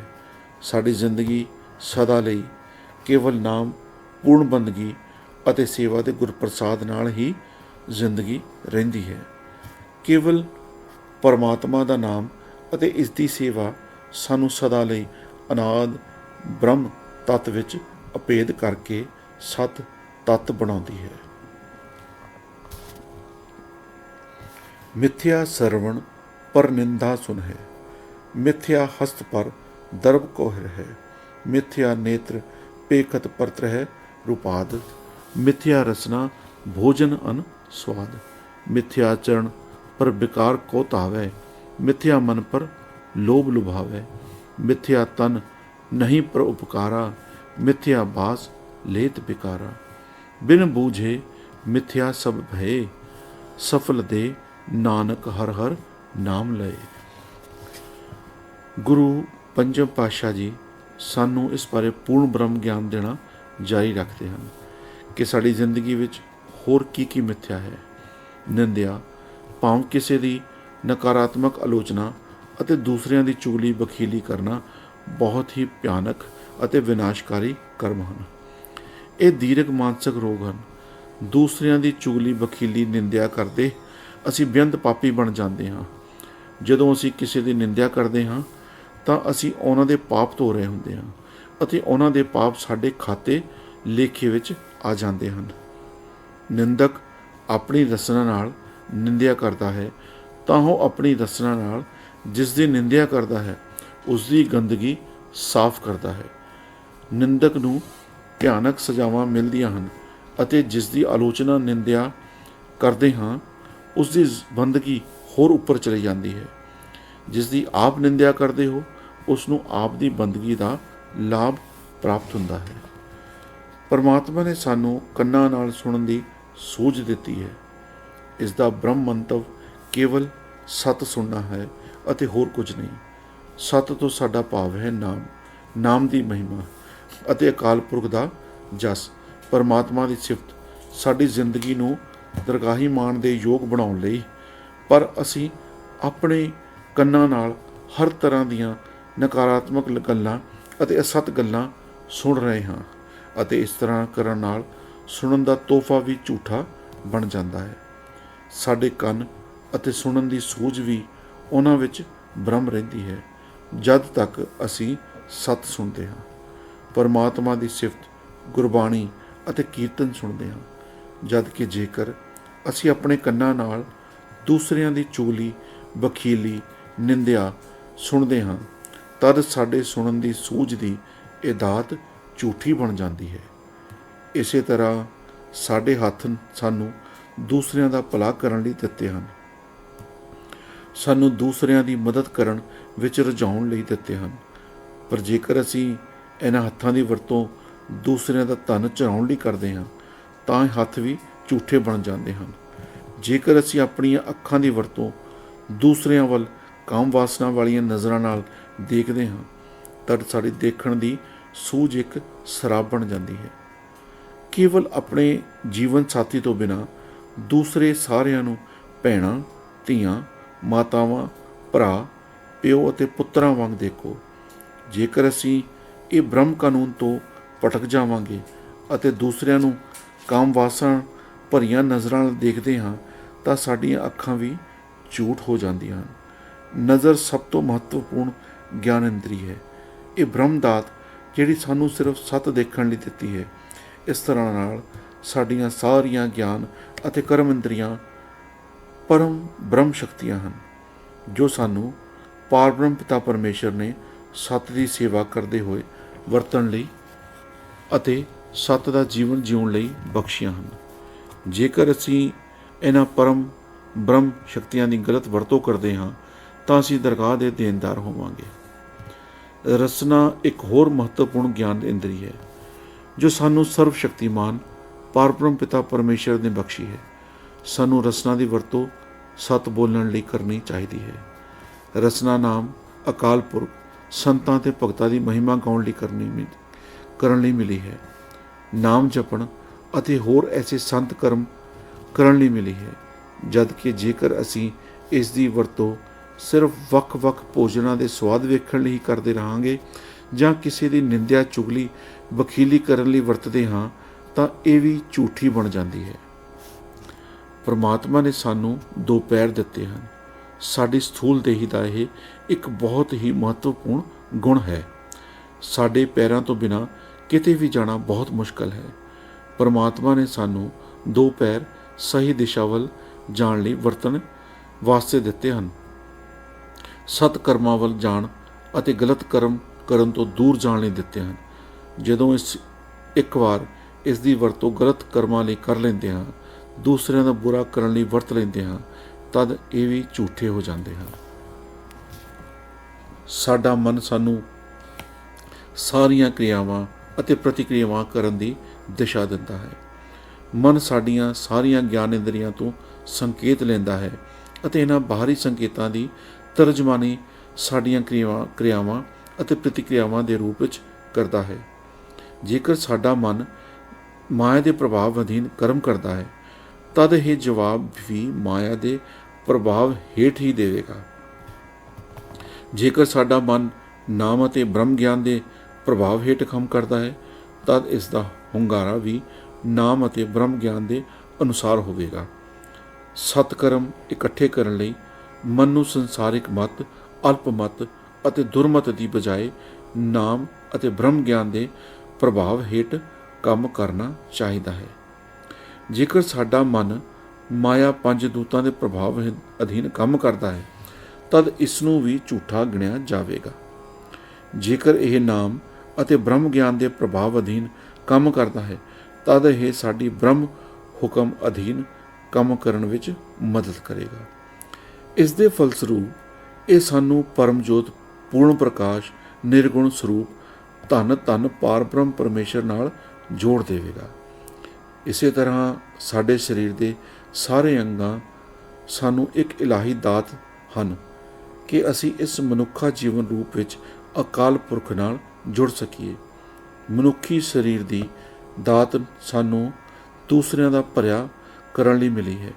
ਦੂਸਰਿਆਂ ਦੀ ਮਦਦ ਕਰਨ, ਨਾਮ ਨਾਲ ਜੁੜਨ ਅਤੇ ਪੂਰਨ ਬੰਦਗੀ ਅਤੇ ਸੇਵਾ, ਪਰਉਪਕਾਰ ਅਤੇ ਮਹਾਪਰਉਪਕਾਰ ਕਰਨ ਲਈ ਮਿਲੀ ਹੈ। ਜੇਕਰ ਇਸ ਸਥੂਲ ਦੇਹੀ ਦੀ ਵਰਤੋਂ ਇਸ ਤਰੀਕੇ ਨਾਲ ਨਹੀਂ ਕੀਤੀ ਜਾਂਦੀ ਤਾਂ ਇਹ ਵੀ ਝੂਠੀ ਬਣ ਜਾਂਦੀ ਹੈ।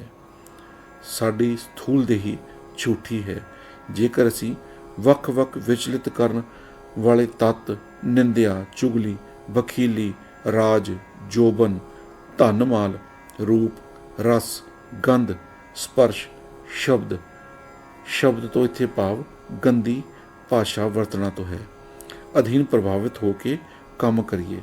ਸਾਡੇ ਸਾਰੇ ਮਾਨਸਿਕ ਅਤੇ ਸਰੀਰਕ ਰੋਗਾਂ ਦਾ ਕਾਰਨ ਕੇਵਲ ਇਸ ਦੇਹੀ ਦੀ ਦੁਰਵਰਤੋਂ ਹੀ ਹੈ। ਬ੍ਰਹਮ ਪ੍ਰਕਾਸ਼ ਤੋਂ ਬਿਨਾਂ ਤੇ ਬ੍ਰਹਮ ਗਿਆਨ ਦੀ ਕਮਾਈ ਤੋਂ ਬਿਨਾਂ ਅਤੇ ਸੱਤ ਦੀ ਕਰਨੀ ਤੋਂ ਬਿਨਾਂ ਇਸ ਦੇਹੀ ਦੀ ਵਰਤੋਂ ਕਰਨ ਨਾਲ ਸਾਡੇ ਸਰੀਰਕ ਅੰਗ ਅਤੇ ਸਾਡੀਆਂ ਗਿਆਨ ਇੰਦਰੀਆਂ ਅਤੇ ਸਰੀਰ ਝੂਠੇ ਹੋ ਜਾਂਦੇ ਹਨ ਅਤੇ ਇਸ ਕਾਰਨ ਸਾਡੀ ਦੇਹੀ ਭਿਆਨਕ ਮਾਨਸਿਕ ਅਤੇ ਸਰੀਰਕ ਰੋਗਾਂ ਵਿੱਚ ਗ੍ਰਸਤ ਹੋ ਜਾਂਦੀ ਹੈ। ਇਸ ਕਾਰਨ ਅਸੀਂ ਆਪਣੇ ਆਪ ਨੂੰ ਅਨਾਦ ਸੱਤ ਵੱਲ ਮੋੜਨ ਦੇ ਯੋਗ ਨਹੀਂ ਰਹਿੰਦੇ। ਇਸ ਤਰ੍ਹਾਂ ਅਸੀਂ ਨਾਮ ਸਿਮਰਨ, ਨਾਮ ਦੀ ਕਮਾਈ ਅਤੇ ਪੂਰਨ ਬੰਦਗੀ, ਸੇਵਾ, ਪਰਉਪਕਾਰ ਤੇ ਮਹਾਪਰਉਪਕਾਰ ਕਰਨ ਦੇ ਯੋਗ ਨਹੀਂ ਹੋਵਾਂਗੇ ਅਤੇ ਇਸ ਮਨੁੱਖਾ ਜੀਵਨ ਦੇ ਮੰਤਵ, ਜੀਵਨ ਮੁਕਤੀ ਪੂਰਾ ਕਰਨ ਦੇ ਯੋਗ ਨਹੀਂ ਹੁੰਦੇ। ਸਫਲਤਾ ਦਾ ਰਾਹ ਕੇਵਲ ਸੱਚਖੰਡ ਦਾ ਰਾਹ ਹੈ। ਨਾਮ ਨਾਮ ਸਿਮਰਨ, ਨਾਮ ਦੀ ਕਮਾਈ, ਪੂਰਨ ਬੰਦਗੀ ਅਤੇ ਸੇਵਾ ਪਰ ਉਪਕਾਰ ਅਤੇ ਮਹਾ ਪਰ ਉਪਕਾਰ ਦਾ ਰਸਤਾ ਹੈ, ਜੋ ਬ੍ਰਹਮ ਪ੍ਰਕਾਸ਼ ਅਤੇ ਬ੍ਰਹਮ ਗਿਆਨ ਸਾਡੇ ਵਿੱਚ ਲਿਆਏਗਾ, ਜੋ ਕਿ ਸਾਨੂੰ ਸਰਵ ਸ਼ਕਤੀਮਾਨ, ਪਰਿਪੂਰਨ ਪਾਰ ਬ੍ਰਹਮ ਪਿਤਾ ਪਰਮੇਸ਼ਰ ਨਾਲ ਜੁੜਨ ਵਿੱਚ ਸਹਾਇਕ ਸਿੱਧ ਹੋਵੇਗਾ।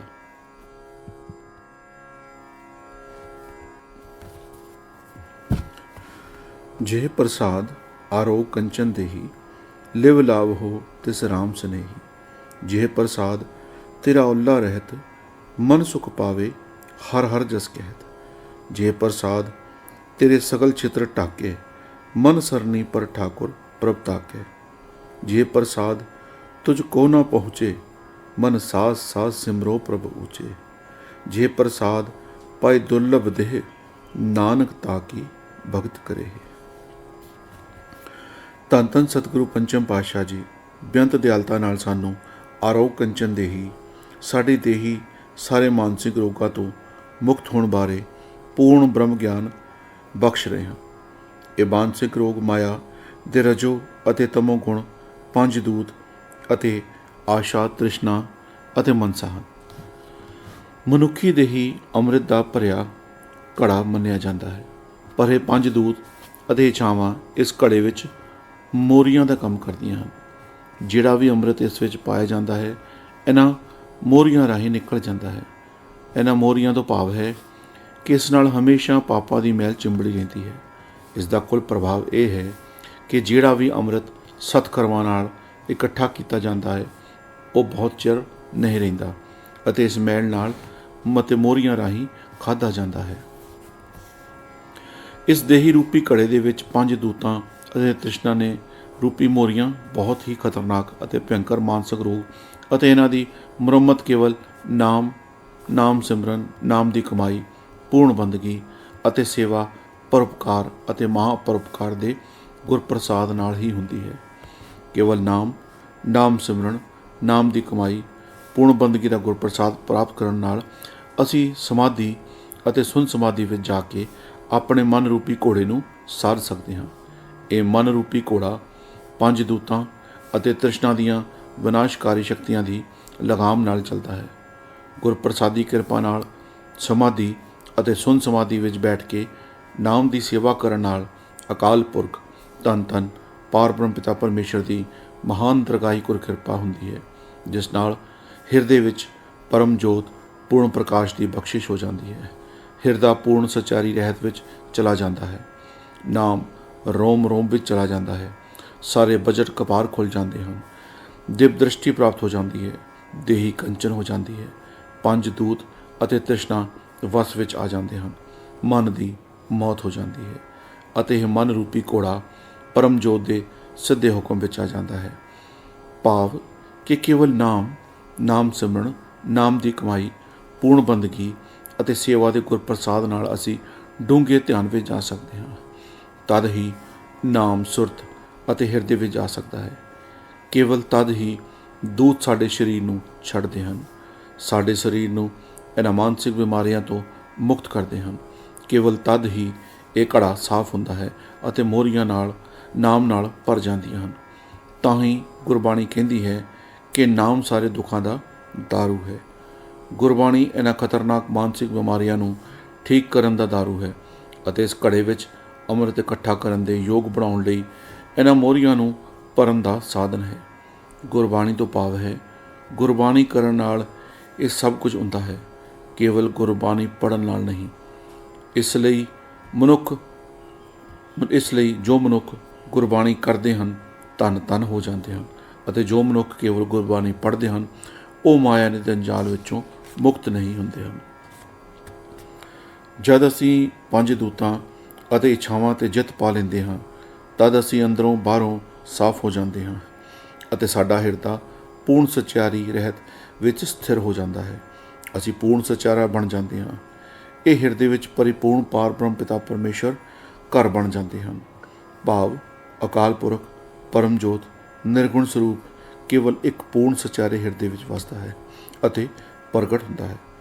ਮਨੁੱਖੀ ਸਰੀਰ ਅਤੇ ਰੂਹ ਦੀ ਸਫਾਈ ਦੀ ਪ੍ਰਕਿਰਿਆ ਕੇਵਲ ਗੁਰਪ੍ਰਸਾਦ ਅਤੇ ਸਮਾਧੀ ਵਿੱਚ ਨਾਮ ਸਿਮਰਨ ਨਾਲ ਵਾਪਰਦੀ ਹੈ।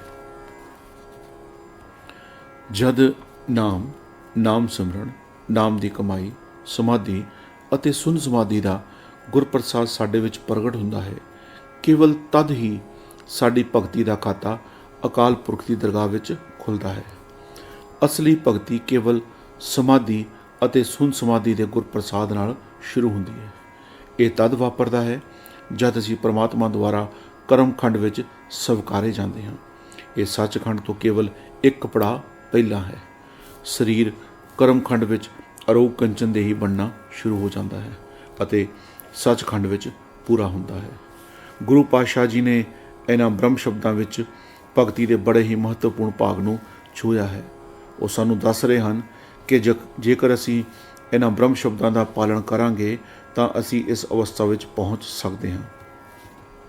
ਅਸੀਂ ਸਾਰੀਆਂ ਭਿਆਨਕ ਮਾਨਸਿਕ ਬਿਮਾਰੀਆਂ ਤੋਂ ਮੁਕਤੀ ਪਾ ਸਕਦੇ ਹਾਂ ਅਤੇ ਪਰਮਾਤਮਾ ਨਾਲ ਇੱਕ ਹੋ ਸਕਦੇ ਹਾਂ।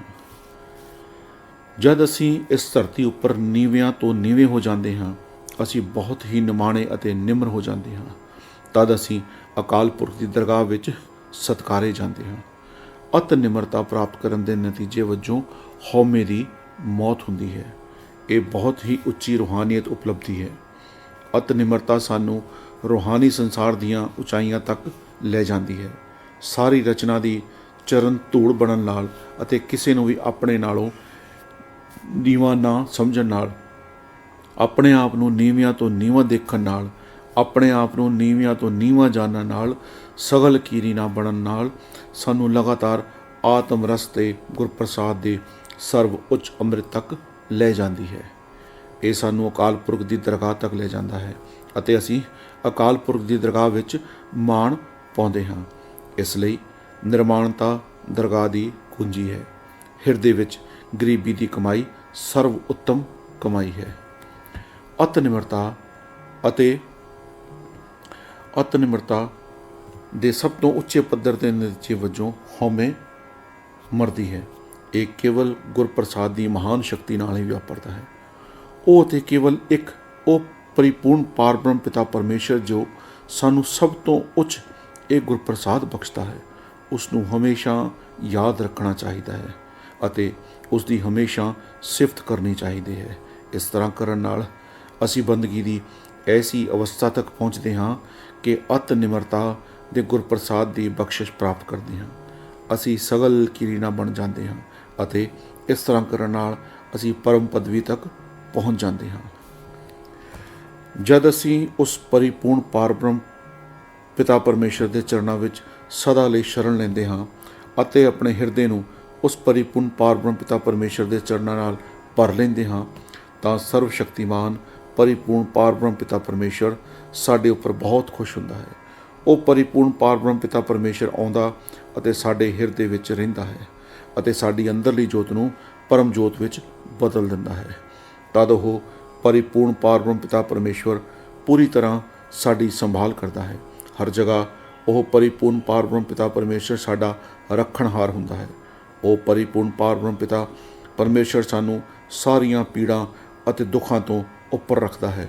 ਉਹ ਪਰਿਪੂਰਨ ਪਾਰਬ੍ਰਹਮ ਪਿਤਾ ਪਰਮੇਸ਼ਵਰ ਸਾਡਾ ਮਾਣ ਅਤੇ ਸਤਿਕਾਰ ਰੱਖਦਾ ਹੈ। ਉਸ ਪਰਿਪੂਰਨ ਪਾਰਬ੍ਰਹਮ ਪਿਤਾ ਪਰਮੇਸ਼ਰ ਦੀ ਅਨਾਦ ਕਿਰਪਾ ਕਾਰਨ ਕੋਈ ਵੀ ਸਾਡੇ ਵਿਰੁੱਧ ਨਹੀਂ ਜਾ ਸਕਦਾ। ਸਾਡੇ ਲਈ ਹਰ ਚੀਜ਼ ਸਹੀ ਸਥਾਨ 'ਤੇ ਹੋ ਜਾਂਦੀ ਹੈ। ਇਹ ਸਭ ਕੇਵਲ ਲਗਾਤਾਰ ਨਾਮ ਸਿਮਰਨ ਦੇ ਗੁਰਪ੍ਰਸਾਦ ਨਾਲ ਵਾਪਰਦਾ ਹੈ। ਅਸਲ ਵਿੱਚ ਮਹਾਂਪੁਰਖ ਜੋ ਐਸੀ ਅਵਸਥਾ ਵਿੱਚ ਪਹੁੰਚਦੇ ਹਨ, ਉਹ ਸਦਾ ਲਈ ਨਾਮ ਵਿੱਚ ਲੀਨ ਹੋ ਜਾਂਦੇ ਹਨ। ਨਾਮ ਸਾਰੇ ਸਰੀਰ ਵਿੱਚ ਹਰ ਸਮੇਂ ਚੱਲਦਾ ਹੈ। ਦਸਮ ਦੁਆਰ ਵਿੱਚ ਲਗਾਤਾਰ ਅਨਹਦ ਨਾਦ ਦਾ ਸੰਗੀਤ ਸੁਣਦਾ ਰਹਿੰਦਾ ਹੈ।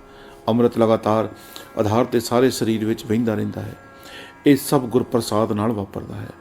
ਸੋ ਹਮੇਸ਼ਾ ਨਾਮ ਸਿਮਰਨ, ਨਾਮ ਦੀ ਕਮਾਈ, ਪੂਰਨ ਬੰਦਗੀ ਅਤੇ ਸੇਵਾ, ਪਰਉਪਕਾਰ ਅਤੇ ਮਹਾਂਪਰਉਪਕਾਰ ਦੇ ਗੁਰਪ੍ਰਸਾਦ ਦੀ ਪ੍ਰਾਪਤੀ ਲਈ ਅਰਦਾਸ ਕਰਦੇ ਰਹੋ।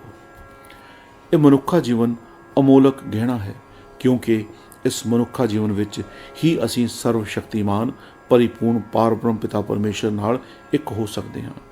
ਸਾਡਾ ਇਸ ਮਨੁੱਖੀ ਜੀਵਨ ਵਿੱਚ ਜਨਮ ਵੀ ਇੱਕ ਗੁਰਪ੍ਰਸਾਦ ਹੈ।